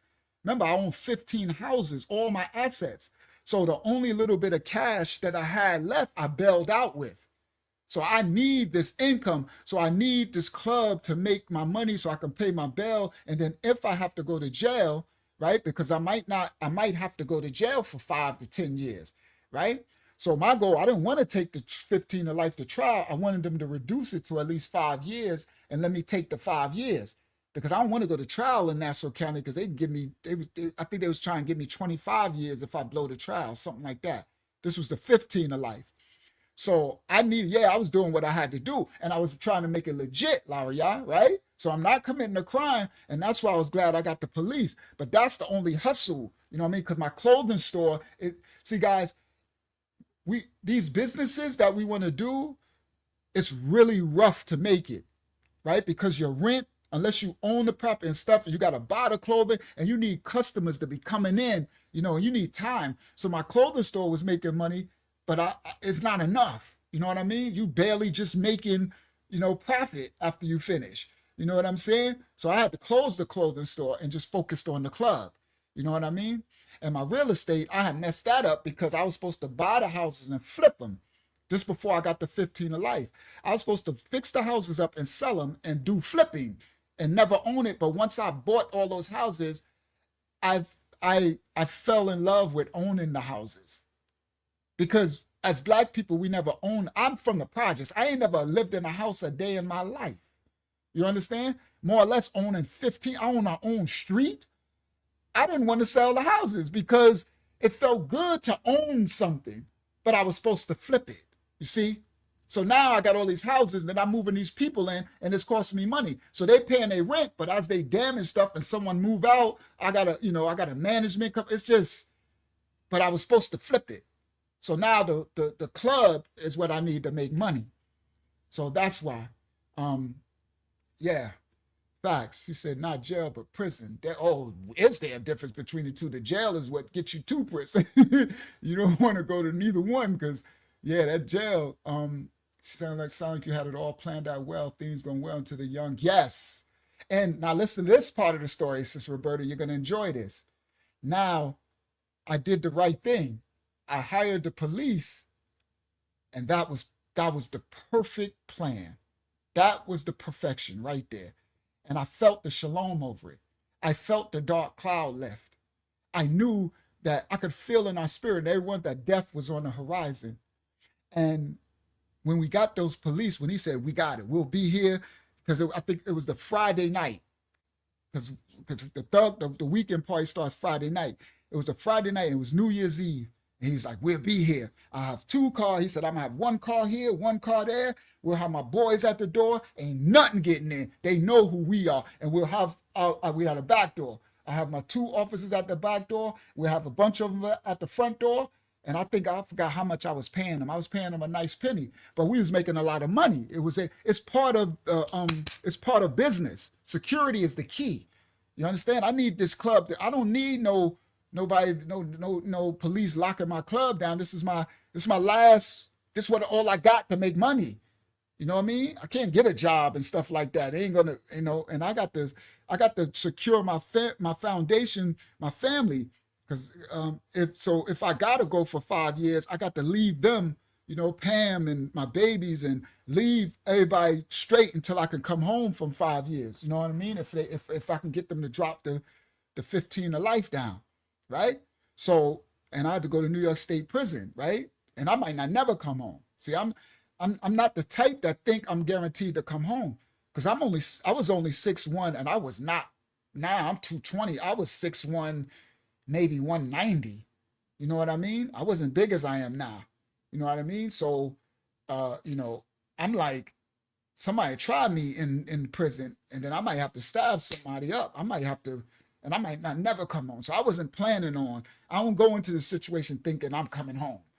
I'm in there thinking like I got life. I'm going here for 5 years, and I got to do what I got to do, survive. Ain't nobody taking my booty. Ain't nobody taking they ain't taking my manhood. And they're not, it's just the reality. That's why it's like, don't do this, guys. You want to just go get a job, bro. You don't want to live this life. It's not fruitful. It's just nothing but death and destruction in your life. That's all it is. All right, watch this. Because I want to pull up and make a grand entrance. I'm sorry, I'm stunting, right? All the crowd at the door, so I want to pull my bins up and move the cone and all that. You know what I mean? So we pull up, parking lot extra lit already. So I pull up, bang, everybody, when I pull up, people running to me, Sean, hook me up, Sean, they won't let my sister in, Sean, Sean, there's 5 of us, Sean, everybody, I'm like, I'm trying to take care of everybody, because that's how I am, I take care of everybody. I'm like, listen, all right, do they got an ID? All right, let me see, this and that, and I'm hooking people up. Sean, okay. So I'm hooking people, everybody up, bang. So I pull up, right? So what I'm saying is, because you got brothers and sisters, when I'm Sean, my sister's here. She's here for Christmas, and she don't got her ID, and she's showing she's 20. You know me, Sean. She's 25 years old. Look at her, and she looking like. And I could see she's over. She look 30 years old, right? She's like, please, Sean, let her in, right? So they just. Like the whole hood loves me. You get what I'm saying? Everybody knows me, right? So everybody, I pull up, everybody, Sean, yo, Sean, my brother, yo, Sean, come on, Sean, please, this and that and this, So I'm hooking everybody up, stuff like that. That's what I was talking. And I'm like, so people run into me and everything. So I'm talking to everybody and everything. So cool, I'm doing everything. So I get to the front door and I'm about to go in, and then I look. I'm like, hold up. All I see is the regular security. So I'm like, where is the no security? So I'm like, yo, is it some cops, police security? Then I look in the parking lot, no cop cars. They're like, no, ain't nobody, it's just us. And say, Linwood, he inside. He said he ain't coming outside, he ain't working the door. So I'm like, huh? So I went inside. So I'm like, I go inside, so it's already, it's not too crowded yet, but it's still, the music playing, this crowd. So I'm looking for Linwood. So I'm like, then I seen him, I'm like, Linwood, come here. So he walked, he doing security inside. He said, I'm not working at the dojo, man. I'm not working at the door, man. I told you, man. I said, what happened? I'm not working at the door, man. I said, what happened, Linwood? Where's the police? He said, you better talk to your partners. So I said, what do you mean? He said, when we hired them, he said, we hired the officers. After we hired them in the meeting, I had to leave. So everything was finished. So I bounced. Me and my ex in Africa, we got in the Benz and we bounced. He said after I hired them and left, that lady E and her husband came behind me and told them, no, we don't need you. We don't need you. We'll let you know if we're gonna need you. He said, they told him they don't need him. I said, what? So I went. Bro, in the meeting that I had with those officers, we finished the meeting. No, Sister Berta, he didn't get my money. The money will be paid on the night when they get to work for the club. I hired them and I felt really good. I was like, yes, we straight. And then I had to leave. It was daytime. I opened the club in the daytime. So during the daytime, guys, when you own a nightclub, you have the janitors in them. They come in and clean up. You got the kitchen crew. They come and prep. You have the delivery. You have the liquor truck come and deliver the liquor. So when you own a club, there's a lot of stuff you have to do, right? So you have to set up. So I opened it up in the daytime early to meet that security crew. They coming from Raleigh, the black police officers. So when I set it up, my business partners, E and the other lady and the dude from Brooklyn, when I set it up, they came and they because we all work together. And another story, I told you how I got those partners, right? So they came, and when they came, they was there to meet the liquor store. I mean the liquor people and set up the liquor for the night and all that type of stuff. And so they were looking. I told them what I was doing already, right? Because I told them that this is dangerous. Something's gonna happen. So I left the meeting because I had to bounce. I had stuff to do. So I left the meeting, and then this is what Linwood told me what happened. I said, where they at? He said, they over there. So I went to the, we'll let you hear them in the meeting. I had to leave. So everything was finished. So I bounced. Me and my ex in Africa, we got in the Benz and we bounced. He said, after I hired them and left, that lady E and her husband came behind me and told them, no, we don't need you. We don't need you. We'll let you know if we're gonna need you. Now, guys, they was doing this because they were being greedy. Because we had to pay that security top dollar.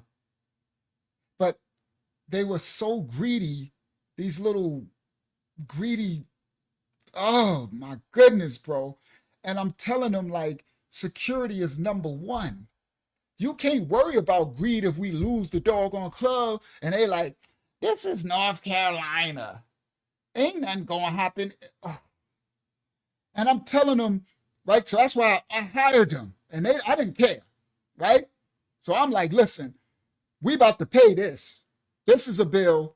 Because guys, I paid the radio out of my pocket. And then I'm like, y'all gonna reimburse that though. That's coming back out of our money that we make in the club. Oh, I'm coming back out, but they was too cheap to do that. So we would have to meet. If I wasn't for them, my club would probably still be open. Well, it was the Most High.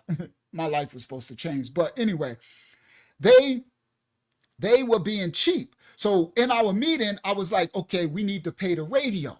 We need to do it. Oh, well, that's going to cost this. I'm like, come on, y'all can't be cheap, bro. What's wrong with y'all?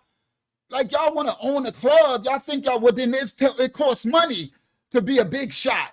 You got to pay to play. I'm never the type that's scared to invest in myself. Don't be scared. You got to do it wisely, but you got to pay to play in business.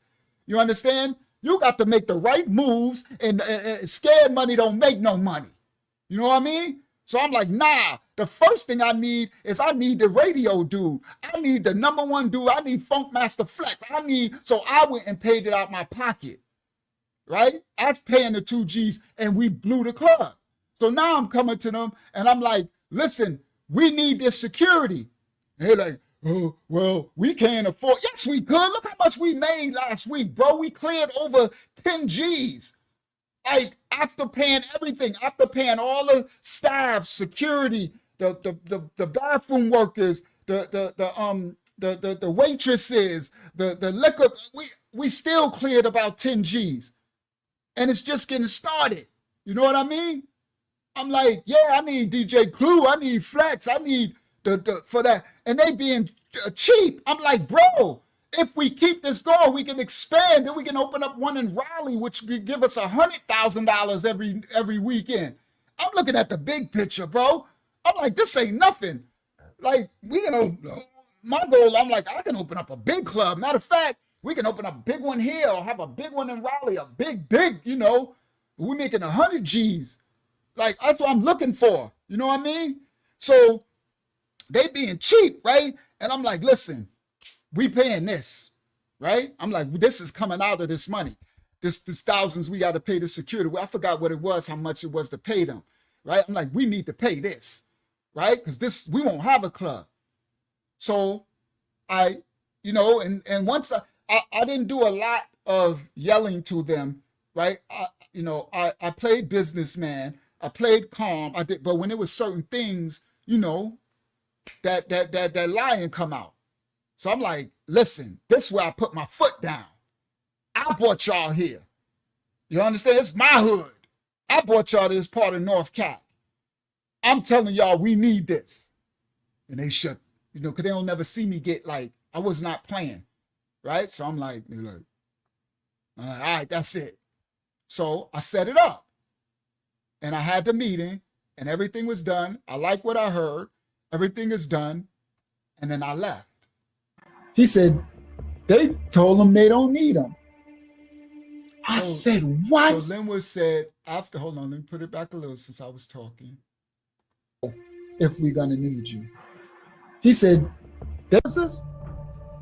after we hired them in the meeting, I had to leave. So everything was finished. So I bounced. Me and my ex in Africa, we got in the Benz and we bounced.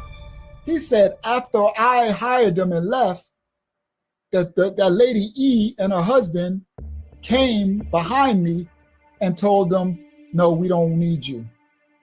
We don't need you. We'll let you know if we're gonna need you. He said, they told him they don't need him. I said, what? So I went, where they at? He said, they over there. So I went to the office. So I said, and wait, y'all gonna hear some story about them. It's bad. So I said, what, what, y'all? Oh, we ain't got no money to be paying for no police. I said, listen, guys, we needed those police. I said, man, they told me the security can. I said, that security can't. I'm the one outside with them. Y'all sitting up here playing club owners. Y'all don't know. See, guys, listen clearly. They were from Brooklyn.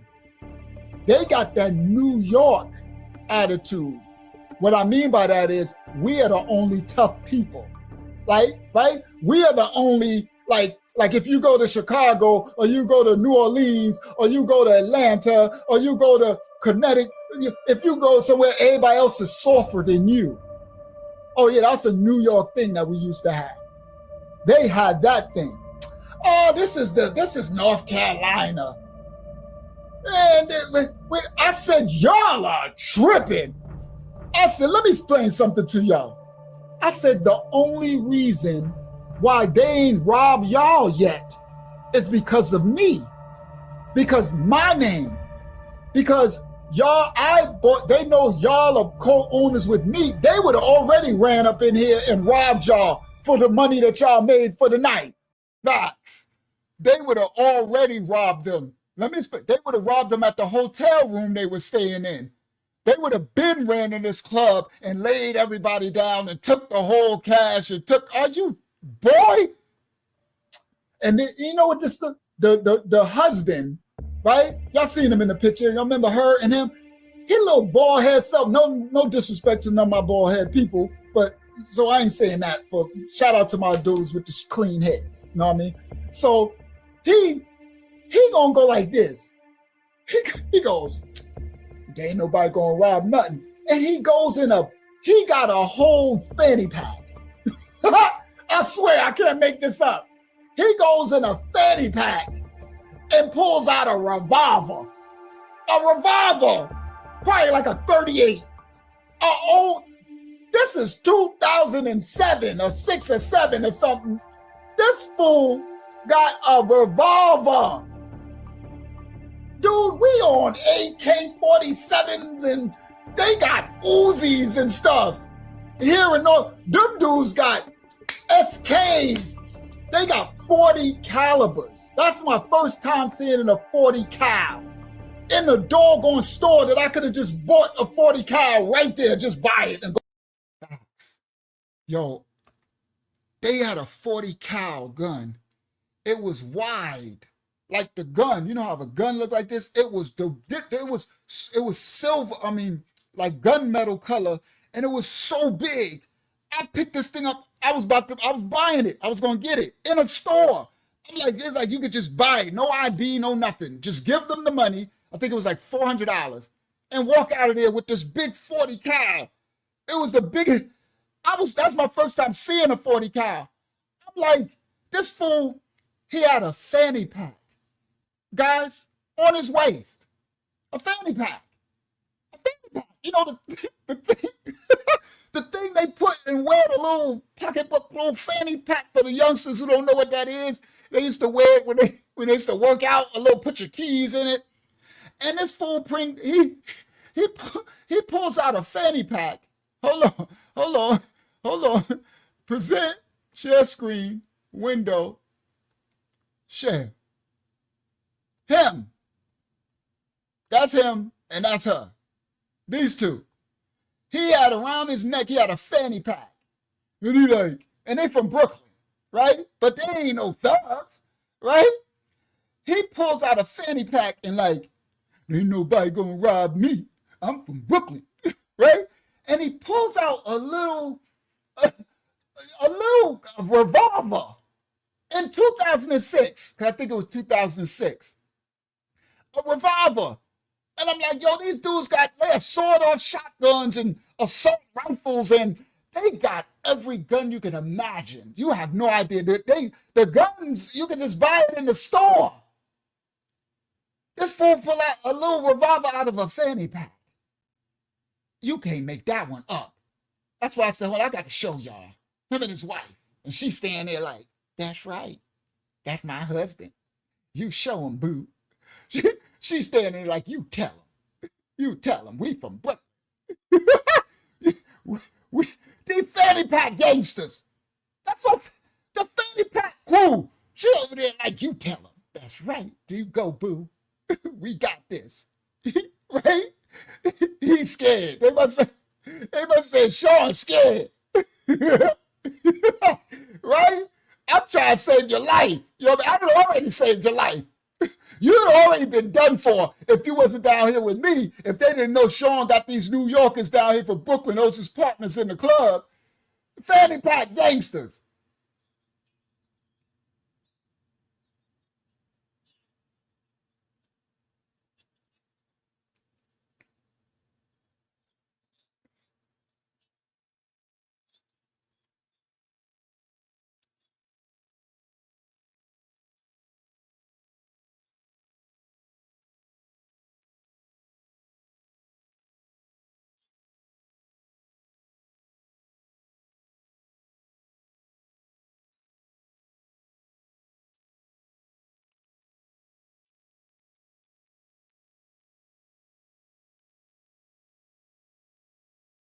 Oh, crap. I wasn't sharing. Ah, thank you. Sorry. Share screen. Sorry. Thank you. Thank you, guys. Oh, I thought y'all was enjoying. Let me put it back now. He goes, there ain't nobody gonna rob nothing. And he got a whole fanny pack. I swear, I can't make this up. He goes in a fanny pack and pulls out a revolver. A revolver, probably like a 38.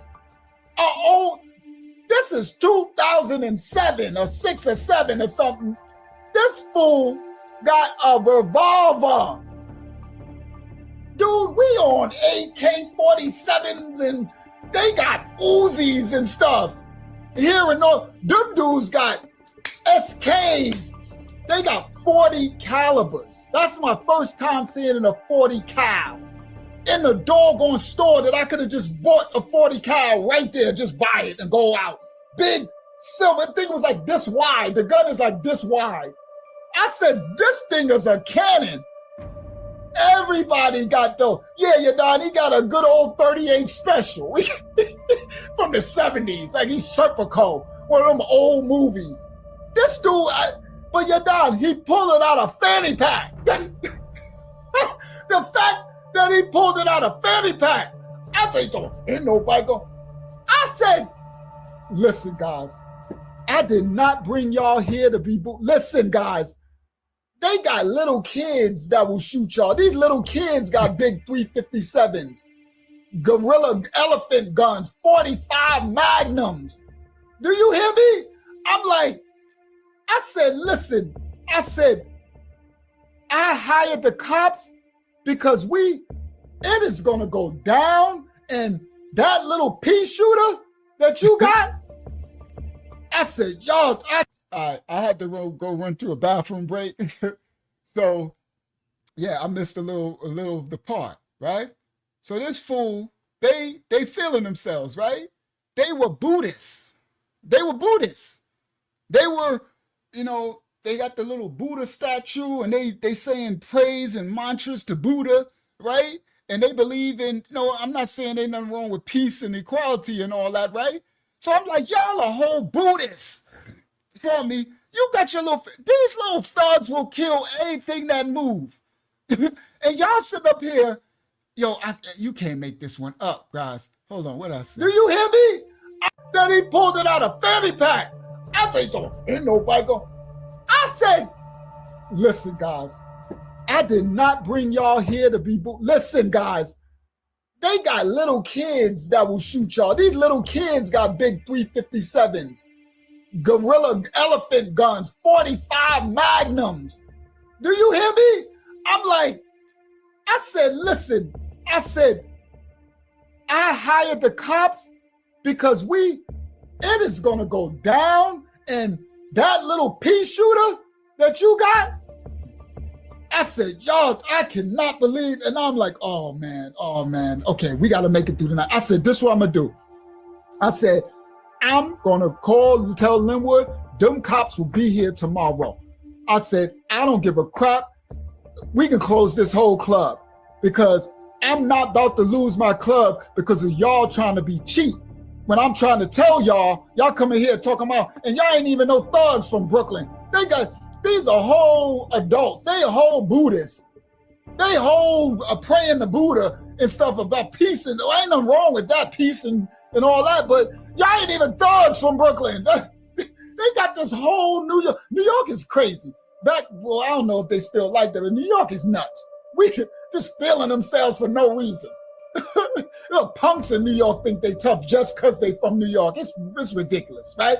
So I leave out. So I'm like, so I go to Linwood. So I'm like, yo, Linwood, I need your help, man. I was like, I need you to work this door with me. You're like, I ain't working that door, man. I ain't working that door, Sean, man. I love you, Sean, but I ain't working that door, man. I'm like, come on, Linwood. Come on, man. I need you by my side. And I talked them into it. So I said, I sent my other man, because I had people that used to clean up. I had a bunch of employees, waitresses, everything. So I sent my other, I said, go find Tasha. So he went and got Tasha. I said, Tasha. I said, all right, this is what we're going to do. Me, you, and Linwood, we're going to work this door. I said, I got a bad feeling tonight. And Tasha said, me too. Even Tasha said, me too. Everybody, I could feel death. I could feel death's door. It was the most eerie. I'm like, I got a bad feeling about this tonight. Oh my goodness, bro. I said, yeah. So I said, we're going to work this door and we got to make sure. So Tasha said, I just got to tell you something, Sean. I said, what? She said, they work in the back door. She said, you didn't know it, but they've been slipping guns in through the back door. I'm like, she said, yeah, they've been, Flint Hill, she said, what she said his name, Swole little brother, the dude that worked the back door, he got him shook.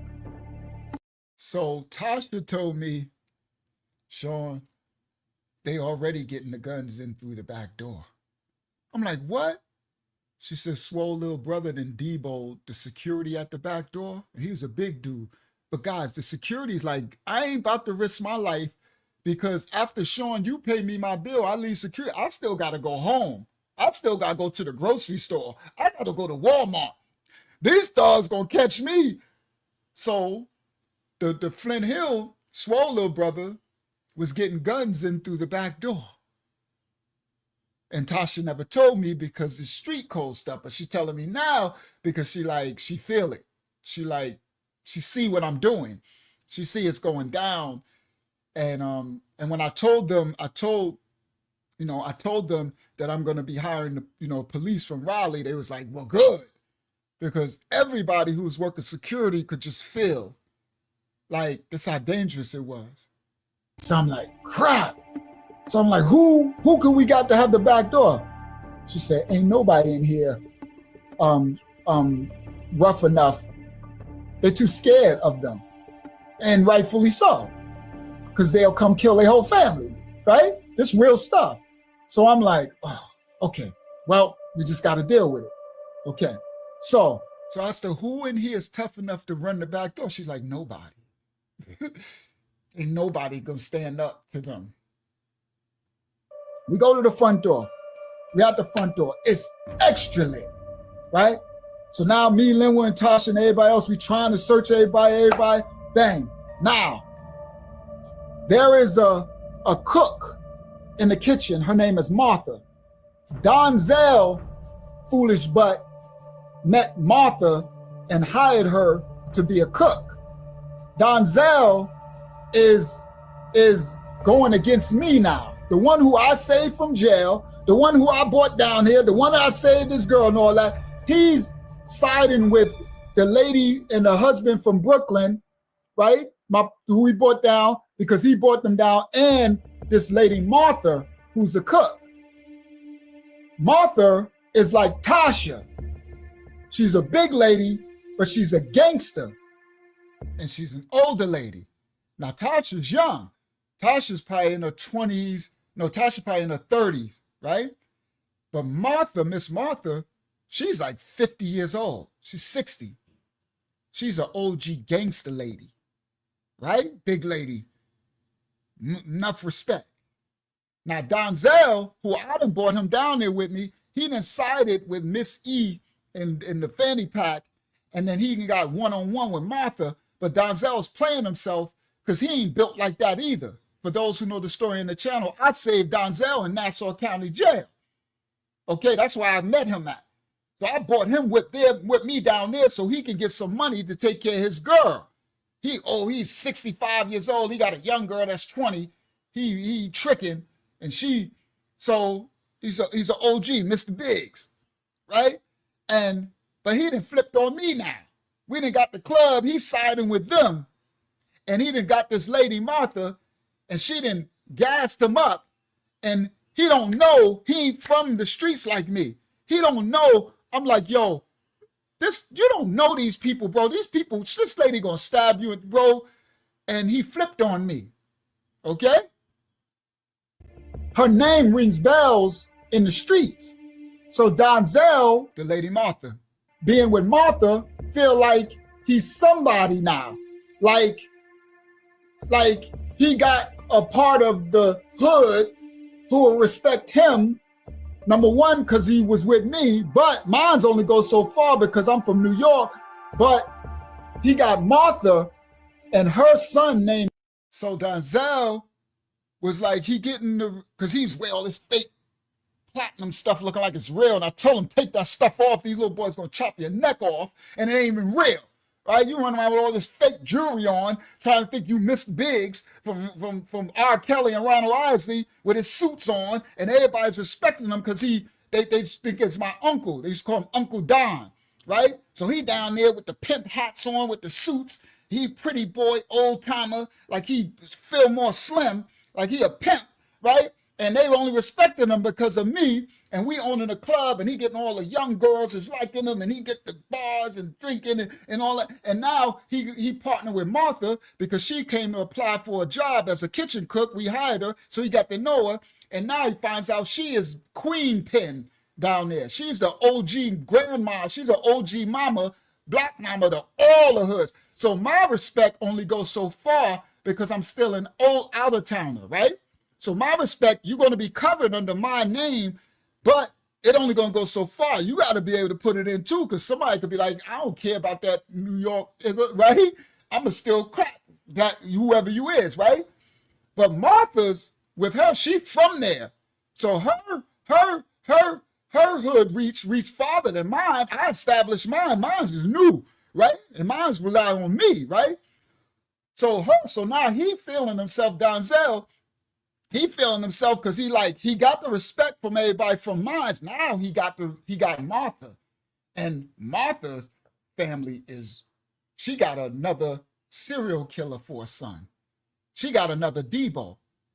So now he's feeling like he walking around and everybody's respecting him, so he's feeling himself. But you don't turn your back on your own stupid stuff, bro. And I brought you here. You wouldn't even know who Martha is. You wouldn't have lasted one day. I had to make him take those chains off because one of my mans, what's his name? I can't think of his name. I wish I could think of his name. So if he one day got to see this video, he was like, yo, Sean, I want to pull your coat to something. He said, your Uncle Don? He said, you got to tell him stop wearing all that stuff.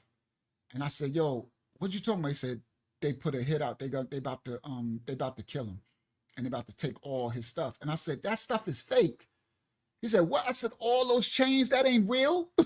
I'm like, he wearing all these fake platinum chains, like 1,000 of them, like he rich and driving in my Benz with all the big suits. And they think, I was a millionaire, but they thinking all of his stuff is real. And I was telling them to stop wearing this stuff. I'm like, because it's going to come a time where somebody going to be like, I don't care about that New York dude. I'm about to clap this dude. I said, they'll clap all of us trying to get your chains.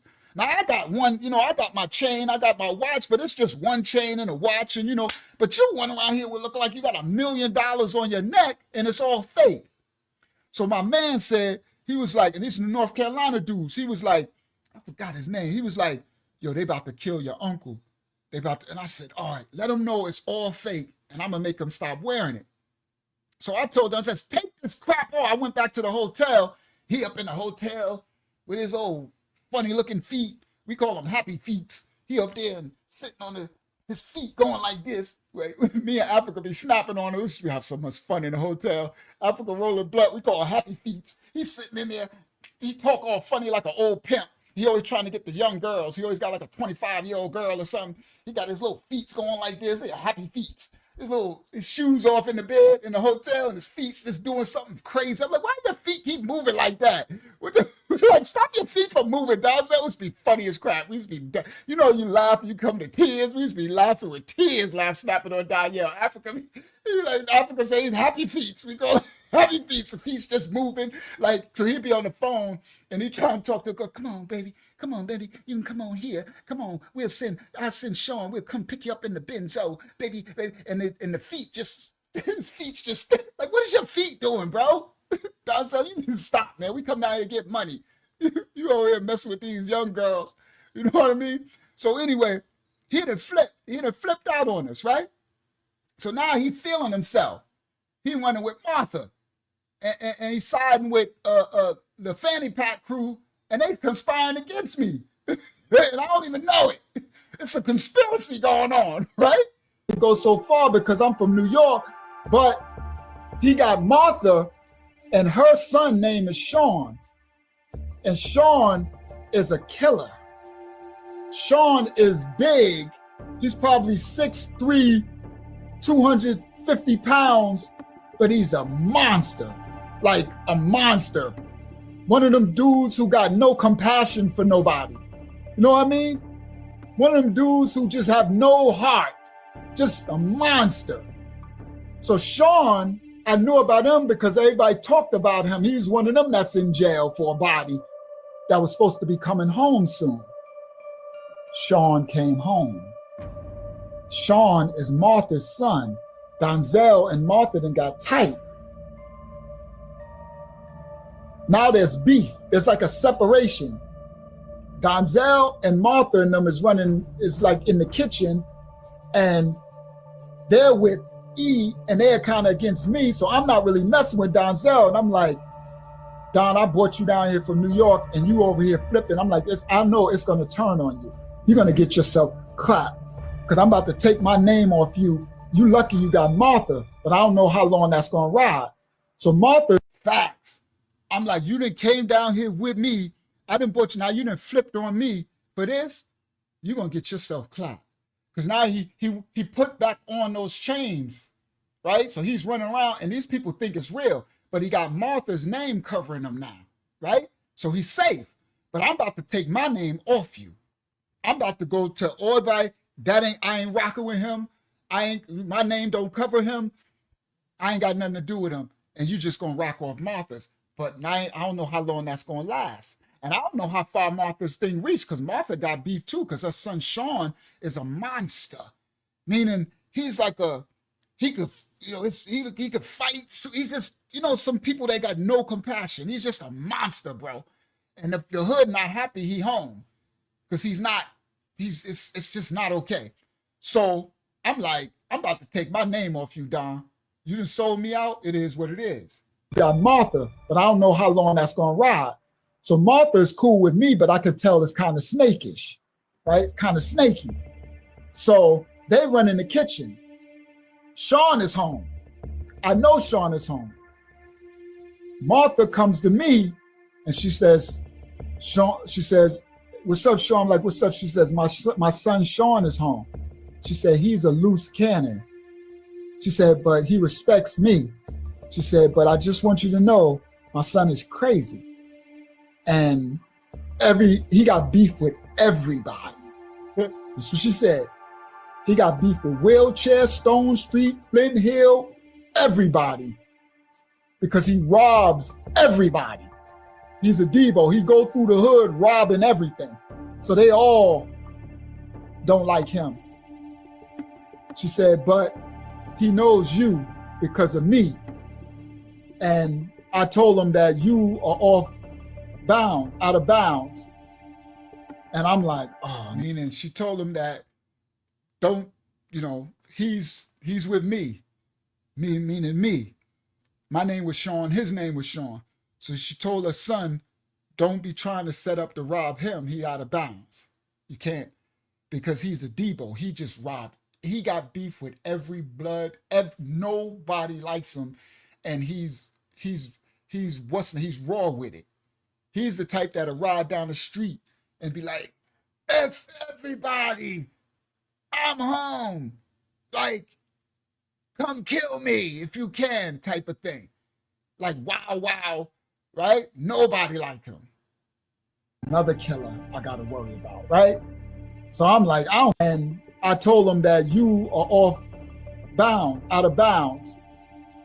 And I'm like, oh, another killer I got to worry about, right? So I'm like, I don't care what she say. I'm like, all right, I got to watch him because I might have to, clap this dude, right? So so now Sean is home. Now, we at the club. We outside. Wheelchair comes up. JB and them. They go in. I see Flint Hill over there. I see Stone Street over there. We let JB and them. They go to their VIP. People had already been getting in before I started this, before I got there. So I don't know, unbeknownst to me, it's stuff already going on, right? Now remember, I was supposed to have police there. So so now what I said right there is, by the time I got to the club, because I thought already the police was going to be there, I make my grand entrance about 11, club doors open about 9, so it's already 100 people in there and stuff like that, right? People already there. So by the time I got there, a lot of the gangs and stuff are already in there. So now, because I thought that the police was going to be at the front door and the back door, I thought I could be safe. I think I probably came even later, maybe 12 o'clock, right? Or even later. So I thought everything was straight. So now I'm in there and I realized Tasha told me, I'm like, this is probably full of guns in here. You see what I mean? I'm like, oh, crap. That's what I meant. I'm trying to take care as much as I can. So then I think Stone Street was next. We letting people in Stone Street come up. They got their VIP. As much as I can. Police there. This before I got there. Stop. Wheelchair comes up. JB and them. They go in. I see Flint Hill over there. I see Stone Street over there. We let JB and them. That's right. They in the parking lot. That's right. I'm in the front. Okay. There's already people inside. So I don't know whatever guns then came in through the back door or whatever, right? So I'm in the parking lot now. So wheelchairs coming up, they posse. I let them in, they VIP. I see Stone Street posse there, Flint Hill over there in the parking lot. So they VIP. People had already been getting in before I started this, before I got there. So I don't know, unbeknownst to me, it's stuff already going on, right? Now remember, I was supposed to have police there. So I'm trying to take care as much as I can. So then I think Stone Street was next. We letting people in Stone Street come up. They got their VIP. So them niggas is looking, I'm like, I don't know, everybody just had an air of it's on. It just felt like it was on, right? So I'm like, okay, this energy is weird. Even the gang leaders was like, it was like, I remember one of them from Stone Street was like, yo, Sean, he said, your security got guns? I said, nah. He said, I don't know, Sean. He said, you need to be careful tonight. I said, I know, right? He said, yeah, man. He said, we all got our guns outside in the cars, man, but we ain't bringing them in because of you, but I don't know, man. You need to be careful tonight. I said, I know, I feel it. All right? So then he goes in. So club is getting crowded now. Like 12 o'clock. Everybody's getting crowded. So then Flint Hill, they always wait till last. So I walk over there to them. So I'm like, yo, what up, swole little brother? I'm like, you coming in? He's like, yeah, we coming in. I said, all right. He was like, I said, I know y'all be going. I said, I know y'all be getting guns in the back door. He looked at me. I said, yeah, they told me. He said, what up? He said, yeah, I got that nigga under pressure. He said, that's what he said. I got him under pressure. He said, yo, Sean, ain't nobody you could put at this door that I ain't got under the pressure. I said, I know. That's why I was trying to get police at the door. He said, that would have been your smartest move. I said, I made the move. But my partners fired them. They would have been here tonight. He said, listen what he said. He said, I'm going to tell you something real talk. He said, I wish you would have had the police because to be honest with you, I like this club and I would rather just come in here and be able to enjoy myself and get drinks and party with the women. He said, but instead, I got to make sure I got guns in here. He said, Sean, this thing gonna blow up one day and it's gonna be nasty. And I said, I know, man. I said, I just got to get through tonight. I said, I got the police gonna come for Saturday. He said, whoa, little brother. The one told me out his mouth. He said, I wish you would have hired those cops because I like this club. Because they really never had a chance to really enjoy themselves in peace. Where Stone Street could be there, because all the girls, wheelchair could be there, and they can have their VIP, and they didn't leave their VIPs because they stay in the section and the girls with the bottles. He was like, I like this club. We never had it where we can enjoy ourselves. It was always trying to kill one another. He's like, but you set it up where we can have somewhere to enjoy ourselves. He's like, that would have been the best move. I said, I hired the cops, bro. And I said, I just got to get through tonight because I hired them for tonight. I said, but from now on, they'll be here. And he was like, that's what's up, bro. Facts. Facts, bro. This is how real this was.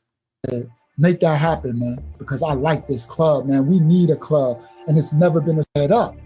And it's going to be nasty. Rather just come in here and be able to, but these stupid could put at this door that I ain't got under the pressure. I said, I know, that's why I was trying to get police at the door. He said, that would have been your smartest move. I said, I made the move.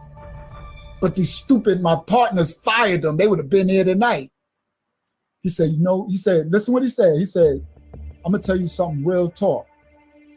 He said, I wish you would have had the police, because to be honest with you, I like this club. And I would rather just come in here and be able to enjoy myself and get drinks and party with the women. He said, but instead, I got to make sure I got guns in here. He said, Sean, this thing gonna blow up one day and it's gonna be nasty. And I said, I know, man. I said, I just got to get through tonight. I said, I got the police gonna come for Saturday. He said, make that happen, man, because I like this club, man. We need a club, and it's never been a spot that we can enjoy because we always tear it up. He said, but everybody love you, man. Everybody like you. I see the respect you get. He said, I like the way you handle yourself. He said, I respect you. He said, but I'm letting you know, oh, I'm definitely getting guns at the club. Ain't nobody stopping me. I was like, I said, all right. I said, I know I ain't gonna be able to stop it. He said, this is what he told me. He said, they coming in through the back door, they coming in through the kitchen, and they coming in through the bar. I said, what? He said, this Flint Hill, 252. This how we, I said, that's the area code to 252. Yo, guys, he told me, he said, Sean, I respect you, anything you doing. He said, but them, you got the guns is coming in through the kitchen. They coming in through the back door. They even coming in through the bar, your bartenders. And I'm like, yeah. Yo, he blew my mind. I'm sitting there like, you gotta be, so everybody said everybody under pressure. This for 252, Sean. You forgot. He like, Sean, somebody must have told you wrong. I'm like, oh my goodness. But he keeping it real. You heard? And I'm like, okay, we just got to get through tonight. Like, what can I do? They already in there. It's just like, yo, bro, this is crazy right now. You know what I mean? I'm like, boy, this dirty South, right? So I was like, all right. I said, he said, this is just for our protection. I said, all right. So he's like, all right, we going in. So he go in. I'm like, as y'all see, I ain't give no agreement to none of this. I hired police. I'm trying to stop all of this. These other people didn't open them and let them in and did all this stuff. I just got there. All right, they're already in. I'm just getting there. I might as well don't even search you at this point, right? I'm like, just go through the search and play it off. You know what I mean? Just, he said, I got you.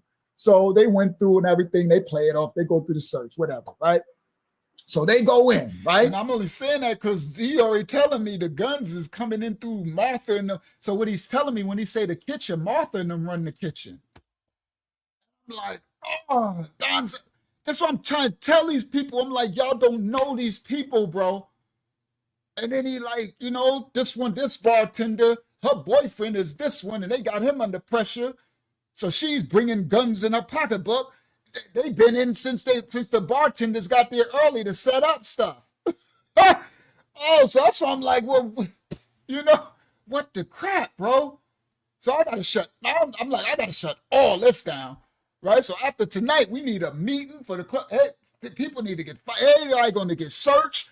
We need the police that's gonna search everything. Don't nothing need to come in this. Like, I got to change everything after tonight. So now when they go in, that's the last of the big thug gangs, right? So you got regular people going in. So now the security so new. So I'm like, okay, everybody in. So I'm like, tonight just feel eerie. So we outside. I go in the club. We go in the club. It's lit. When they put on certain songs like Eastside Ride Ballin' and throw some D's on it, those stuff like that, hey baby, and stuff like that. When they throw certain jams on, the crowd go crazy, right? So they throw certain jams. So we go in. So I'm inside. I go up on the top of the DJ. I always stand up there so I can watch over the crowd. So I'm standing up there and I'm watching, right? I'm watching everybody partying and enjoying themselves. I see all the VIPs. So all of a sudden, I see like a commotion. So I'm looking, I'm like, what is that? So all of a sudden you just see a crowd and you just see something go up in the air. I'm like, and it flow way up, almost up to where he's at. I'm like, what is that? I look, it's money. Just money. So I'm like, what?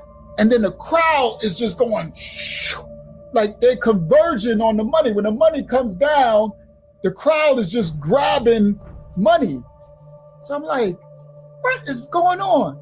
So then it goes again.